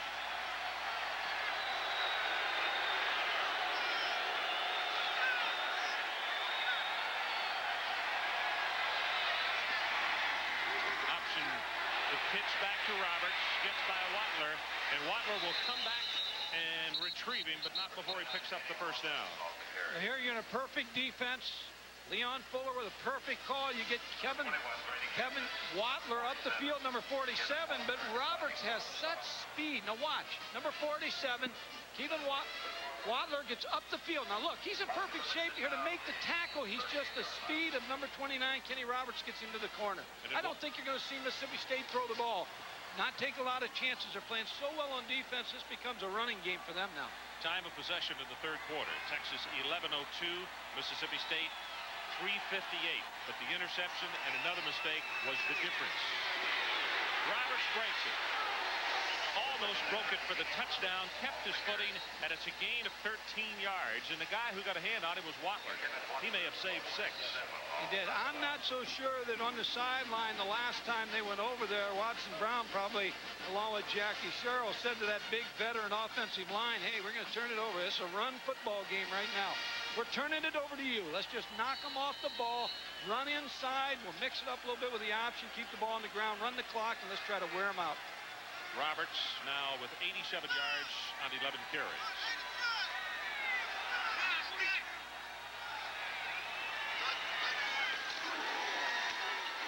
Option with Plump. Again, he pitches it to Roberts, has the first down, and 2, 3, 4 yards more.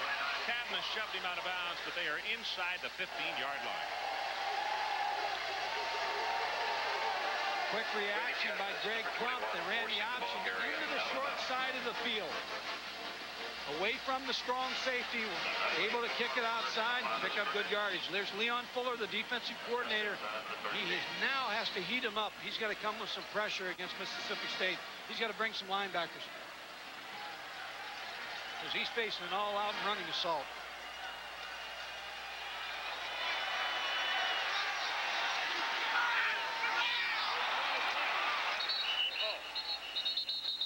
Avoided disaster. Todd Hunt is the man who made the hit. He was going to be a starter for this ball game. Injured a neck in the early part of the week in the ball game, and he made the stop. Lucky bounce by Greg Plump, number 10, as he comes out to start the option, puts the ball in the fullback, and he just left it go too far. Ball bounced right up and right back to him. Number 94, Todd Hunt, was there. Bᴜʟʟ and Davis, two very big backs. I think they give it to the tailback here. Still running.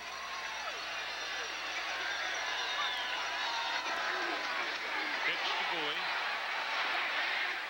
And that's a good open field stop by Winford Tubbs. Caught him by the ankle and tripped him up, and then all of a sudden you could see number 42, Anthony Curl, come into the picture, and he helped finish him off. Well, you want to be an option quarterback. You want to be that guy that takes the ball down the line of scrimmage. Watch number 10, Greg Plump, get kissed there by Bo Robinson, number 45, with his helmet. That's the kind of lick you take if you take that ball down the line of scrimmage as a wishbone guy and pitch it underhand. But a nice job by Greg Plump getting the ball off into the corner. I still don't think they throw here. I think they still run the football.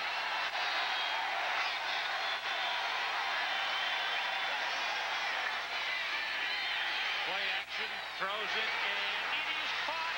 Touchdown, Willie Harris. Showed a lot of confidence. Flag is down, back behind the quarterback. Well, what a catch by Willie Harris. Offensive holding. So erase Harris's second touchdown catch of the night. Thought they'd keep the ball on the ground again and just set themselves up for the field goal, but Jackie Sherrill took the chance, threw the ball, and a nice completion. Greg Plump put something on that ball. Had a nice hard throw. We have holding on the offense. Be a 10-yard penalty. Replay the down.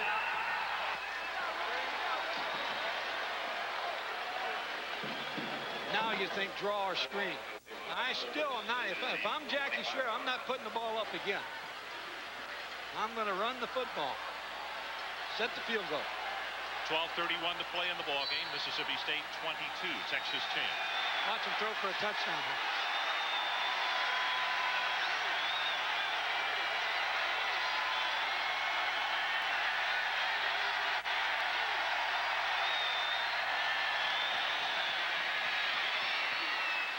Knocked down and almost intercepted by Willie Mack Garza. Boy, the free safety from Mercurio was cutting over and going to make himself a pickoff, and he couldn't hold on. Broke right in front of Orlando Truitt. Should have had this interception. 3rd and long. Greg Plump, wobbly pass. Look at this ball. Should have been intercepted. Willie Mack just couldn't hold on to it. Broke on the ball nice, just couldn't hold on to the interception. Gardner with an attempt of 42 yards. He already has one from 44 tonight. It is good.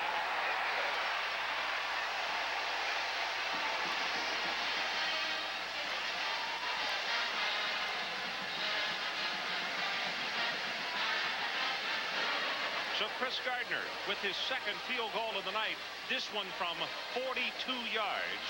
And the Bulldogs of Mississippi State have taken a lead of 25-10.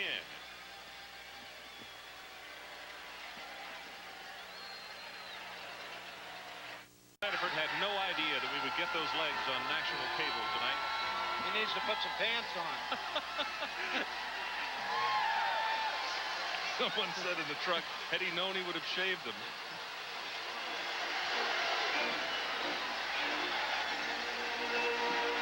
Adrian Walker hurdles out of the 30 to the 32-yard line. Morrell in the tackle. Tim Brando, another update for us.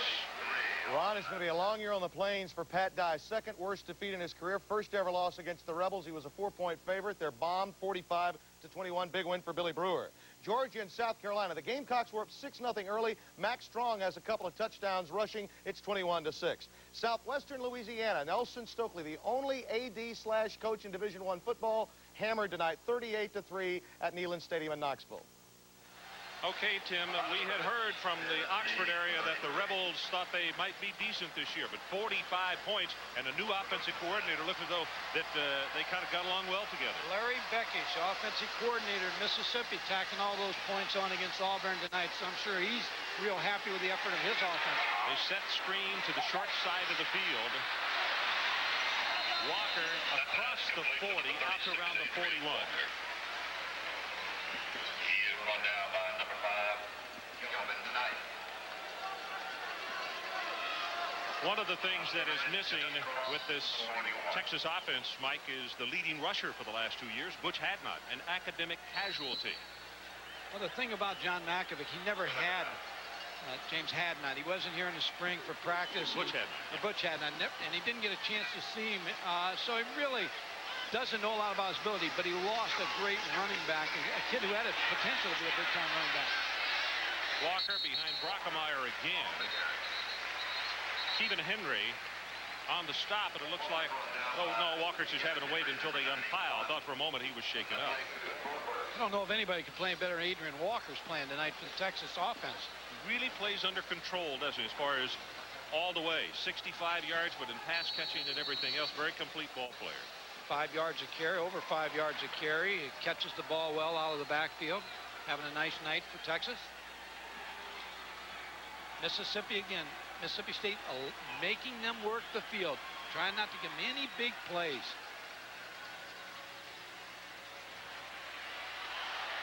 Gardner too high, and oh my goodness, should have been intercepted. Kelvin Knight hitting right in the breadbasket. Whoa. You got a feel for Peter Gardner because what's going through, he's trying to make something happen. He's trying to see the crossing route. And he just throws it over the head of the receiver, Kelvin Knight, number 5, Mike James, number 7 in coverage. But sometimes the more you press, the ball just seems to take off on him. 17 of 29, 185 yards, 2 interceptions.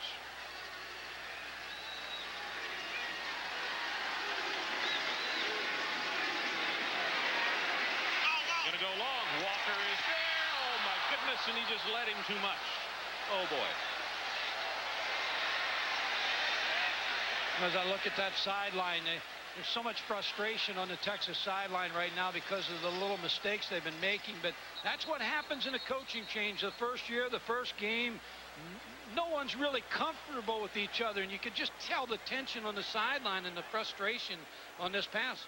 And you know what? I think you could look at that pass right there. Now, the wind has picked up a little bit behind him. But when you see the reaction, he's pressing. He's pressing more than a little bit. Because probably would throw that same pattern in practice 10 times and hit it 9 of 10, if not 10 of 10. There's a period of time where you become comfortable with your new coach. Hey, these guys were all recruited by a different staff. These guys just all of a sudden appeared here as new coaches, and it's difficult the first game, the first year. 10:55 left in the ball game. 25-10 Mississippi State. Injury to one of the defensive backs. We'll get a report on James in just a moment. Sophomore out of Dothan, Alabama, comes in replacing him. Got LaVelle Pinkney 80 against Davidson. Now do you try him out right on this play? Good a time as any, probably. Gardner's pass is caught over the middle by Mike Adams.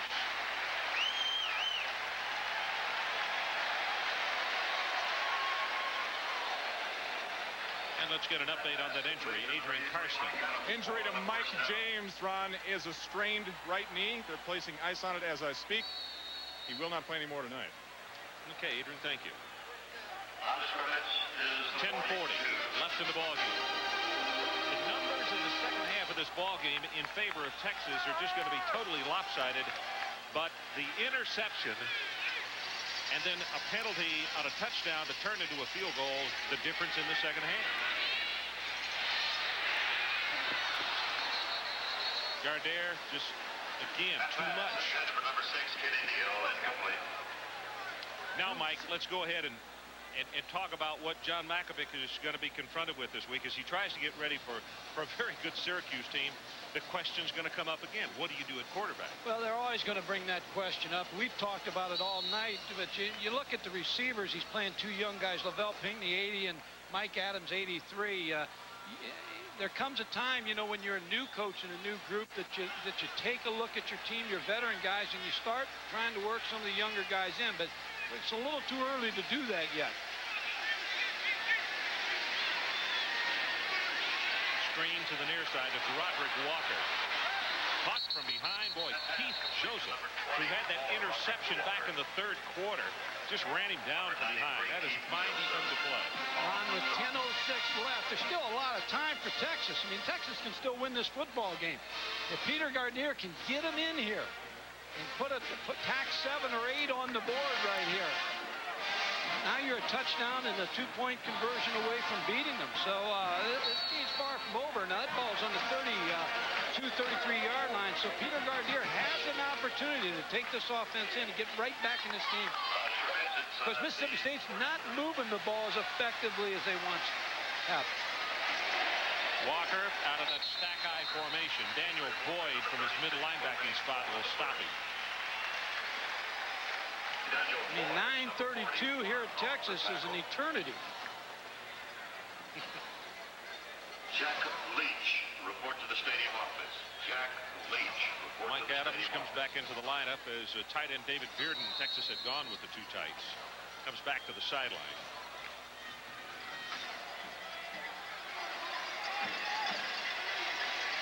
For the quarterback, it's going to get blamed no matter what, but it's execution, your entire unit.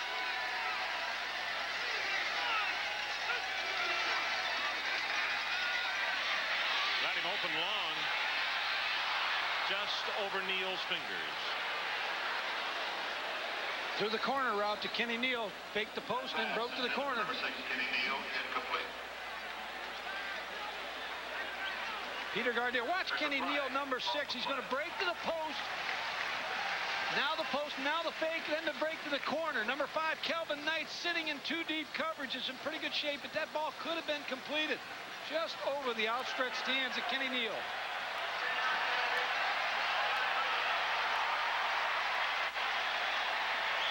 Defensive holding was called on the play, so Texas will pick up the first down, and the new line of scrimmage will be just inside the 19. I think Texas has a great opportunity right here. Get a big break on this penalty. Pitch to Walker.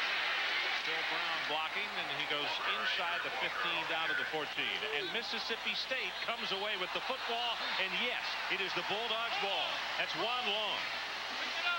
Fumbled in the middle of that pileup, and the officials say yes, it is Mississippi State ball.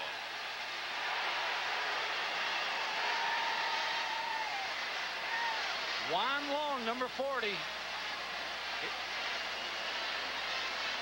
Dwayne Boyd, number 41, the first man to Walker on that last play. See, 36, Adrian Walker. Ball comes out before he's down. Number 40, Juan Long on the recovery. But Lateef Travis, I believe, will knock this loose. Juan Long recovering that last fumble. Well, actually, he was Ran into his own man, and the ball just came loose. First and 10. Lateef was in the vicinity. 9 minutes exactly left in the game. And Tim Brando, let's get an update from you. At 𝐭 Stadium, the defense of the Hawkeyes comes to the forefront again. Gino Torretta with the play-action fake, and Marquise Porter picks him off. Huge mistake. Hawkeyes staying close in the third. Good point.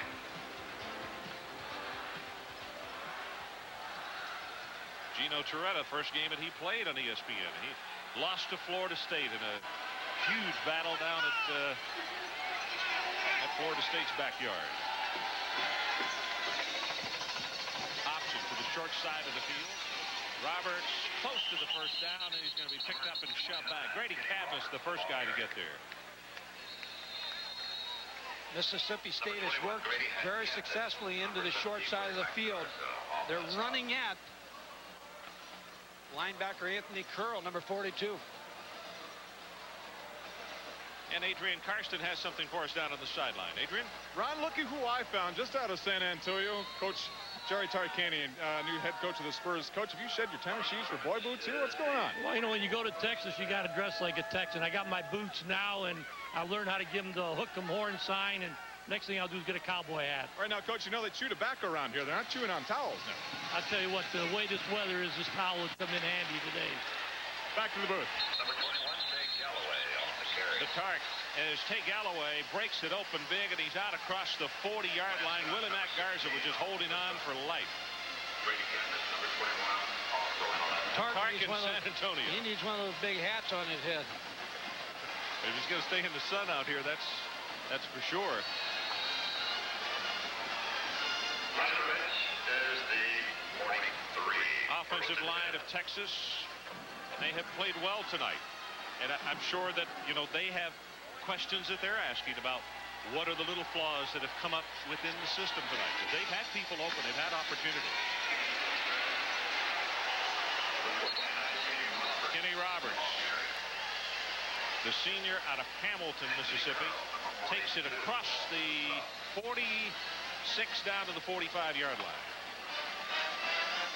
Ron, you're not going to see some immediate changes offensively. You're going to see little changes here and there. But again, when you take spring practice, I think you have 15 practice opportunities there. You have 29 opportunities before your first game. So this team's got a lot of practice to go and to improve. Huge win by Tulsa tonight, 28-25 over Houston.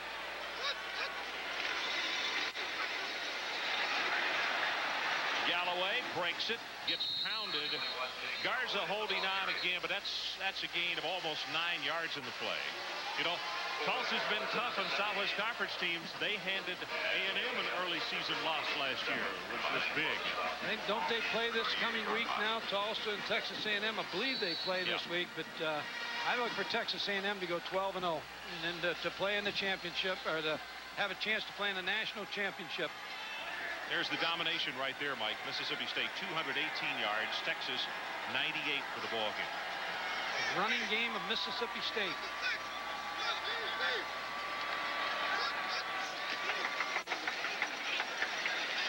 Michael Davis sliding off the left side, down around the 33. You know, speaking of Tark, he's got a little period of indoctrination coming. Excellent basketball coach. Nobody knows X's and O's any better than he, but to go from the college to the pro ranks, he's got a maturation period to go through. Well, when they play on Monday night and Tuesday night, he has a chance to lose more games than he did in his entire career at UNLV. He's going to have to get used to losing. I'll tell him you said that when he comes. No, he's going to win, but I mean, you play so many games, you're going to lose a few. Okay, clarified.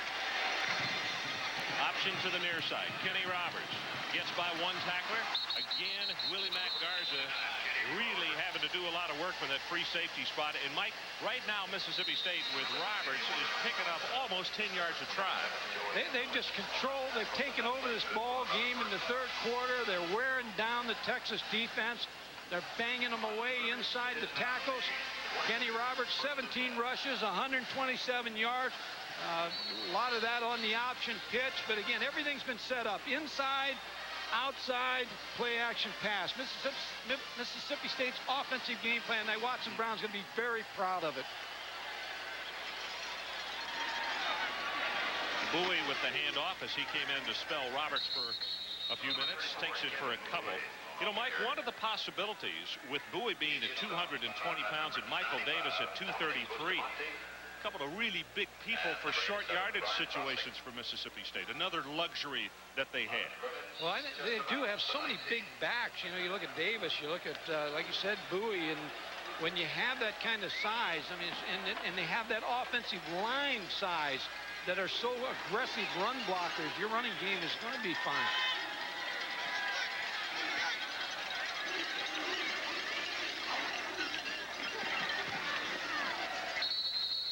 Run to the short side, that'll go for 2, maybe 3 yards. I'll tell you, with Ole Miss pulling that huge win tonight over Auburn and scoring 45 points, and Mississippi State 4 minutes and 30 seconds away from defeating Texas here, I wonder who's going to garner the largest headline tomorrow.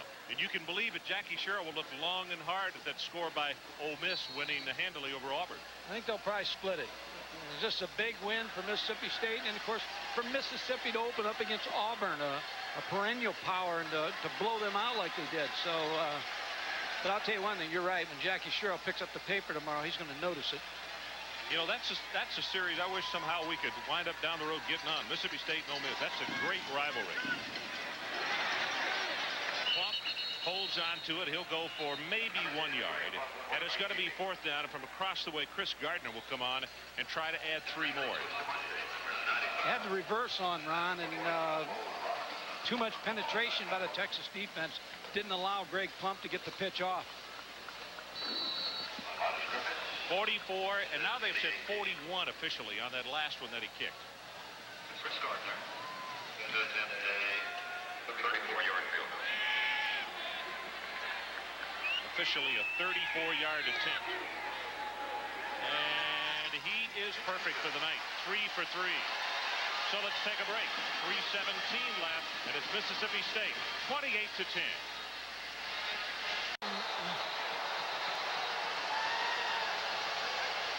Adams is getting up and is trotting back to the huddle, and I can't believe it.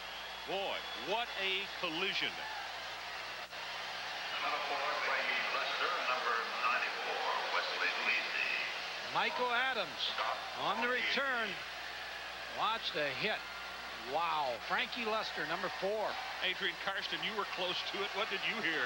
Well, heard a lot of popping going on. Very happy State bench, but also very concerned bench, because the 3rd key injury now to the Bulldogs is to John James at 6'3", 295 with a right hamstring. Last thing they can afford to do is lose him going into LSU next week. And to update what he's talking about, Sleepy Robinson had to go to the bench, did not play here in the second half. We noticed him limping just before halftime, and he has a serious thigh bruise on the left leg. There's James, a look at him.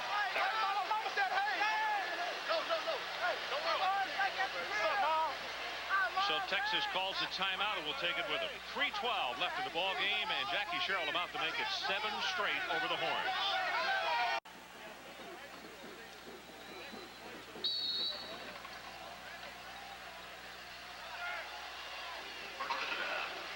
Longhorns will go for the shotgun formation.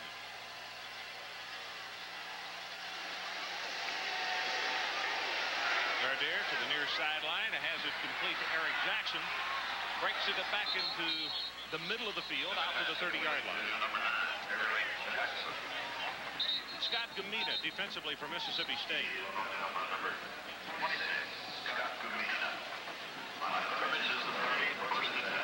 As I mentioned, next week, our crew will be in Clemson, South Carolina. Florida State and Clemson. Definitely one to look forward to. Other flat, this time to Adrian Walker to the 36. Andre Bennett, who's a sophomore out of Brandon, Mississippi, out there to make the stop. Mississippi State will be very content to give them those little passes. As long as that clock runs.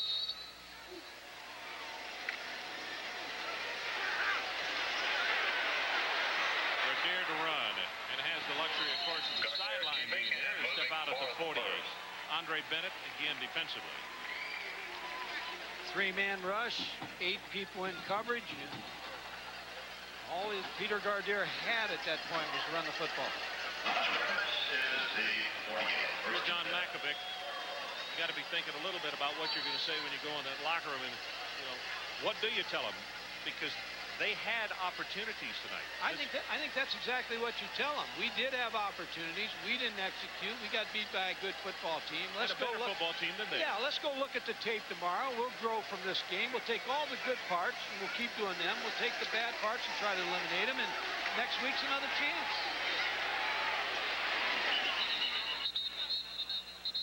The great thing about football, you get another shot here next week. But unfortunately, they got to go the carrot. Hard to say.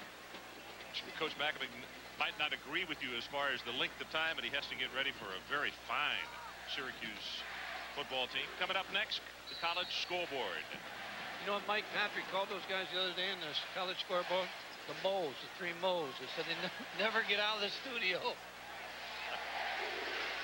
Baseball tonight immediately following the scoreboard as Gardner gets away from the potential sack, but he won't get away from this attempt, and it's Arlie Gibson who will knock him down at the 40. Jerome Brown was the first man who was putting all the pressure on Gardner. The clock continues to run. We'll go under 2 minutes to play. As we mentioned, Texas goes to the Carrier Dome, and for Mississippi State, they travel to Baton Rouge. Then they're on the road the next week at Memphis State. Memphis State was beaten today by Southern Mississippi. A big win for Southern Mississippi in the first game. Then they get October 1st, I believe, on a Thursday night, ESPN, Florida, at Mississippi State. So there's a tough early schedule for Mississippi State. A couple of people that were injured in this ball game tonight Can't believe Jackie's arguing with the referee. You better look at the scoreboard, Jack. You're ahead 28-10. You may get this fellow again.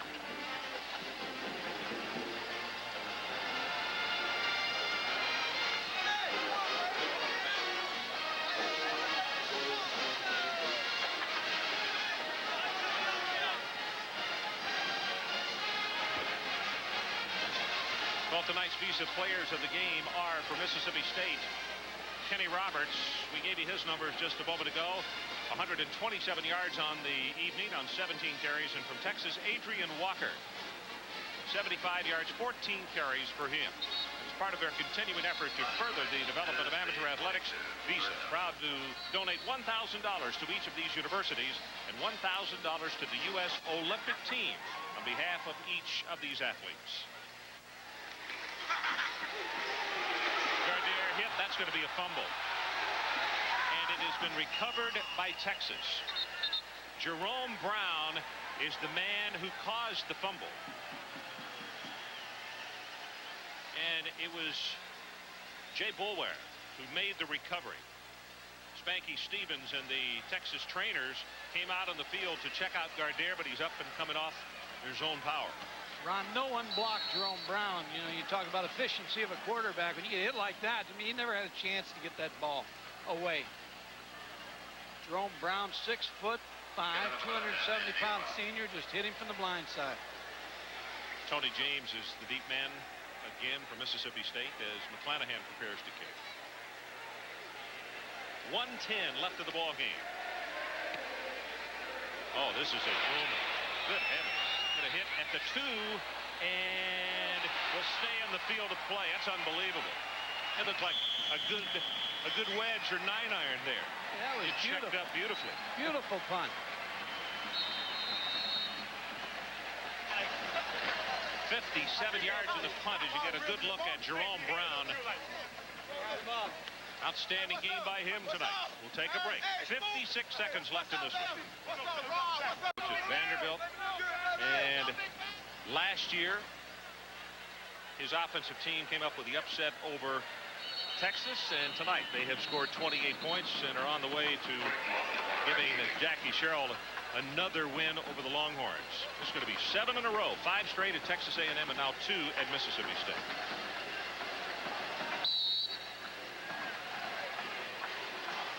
Clock is running, and the Bulldogs will have to take one snap, and that'll do it. Tulane 7.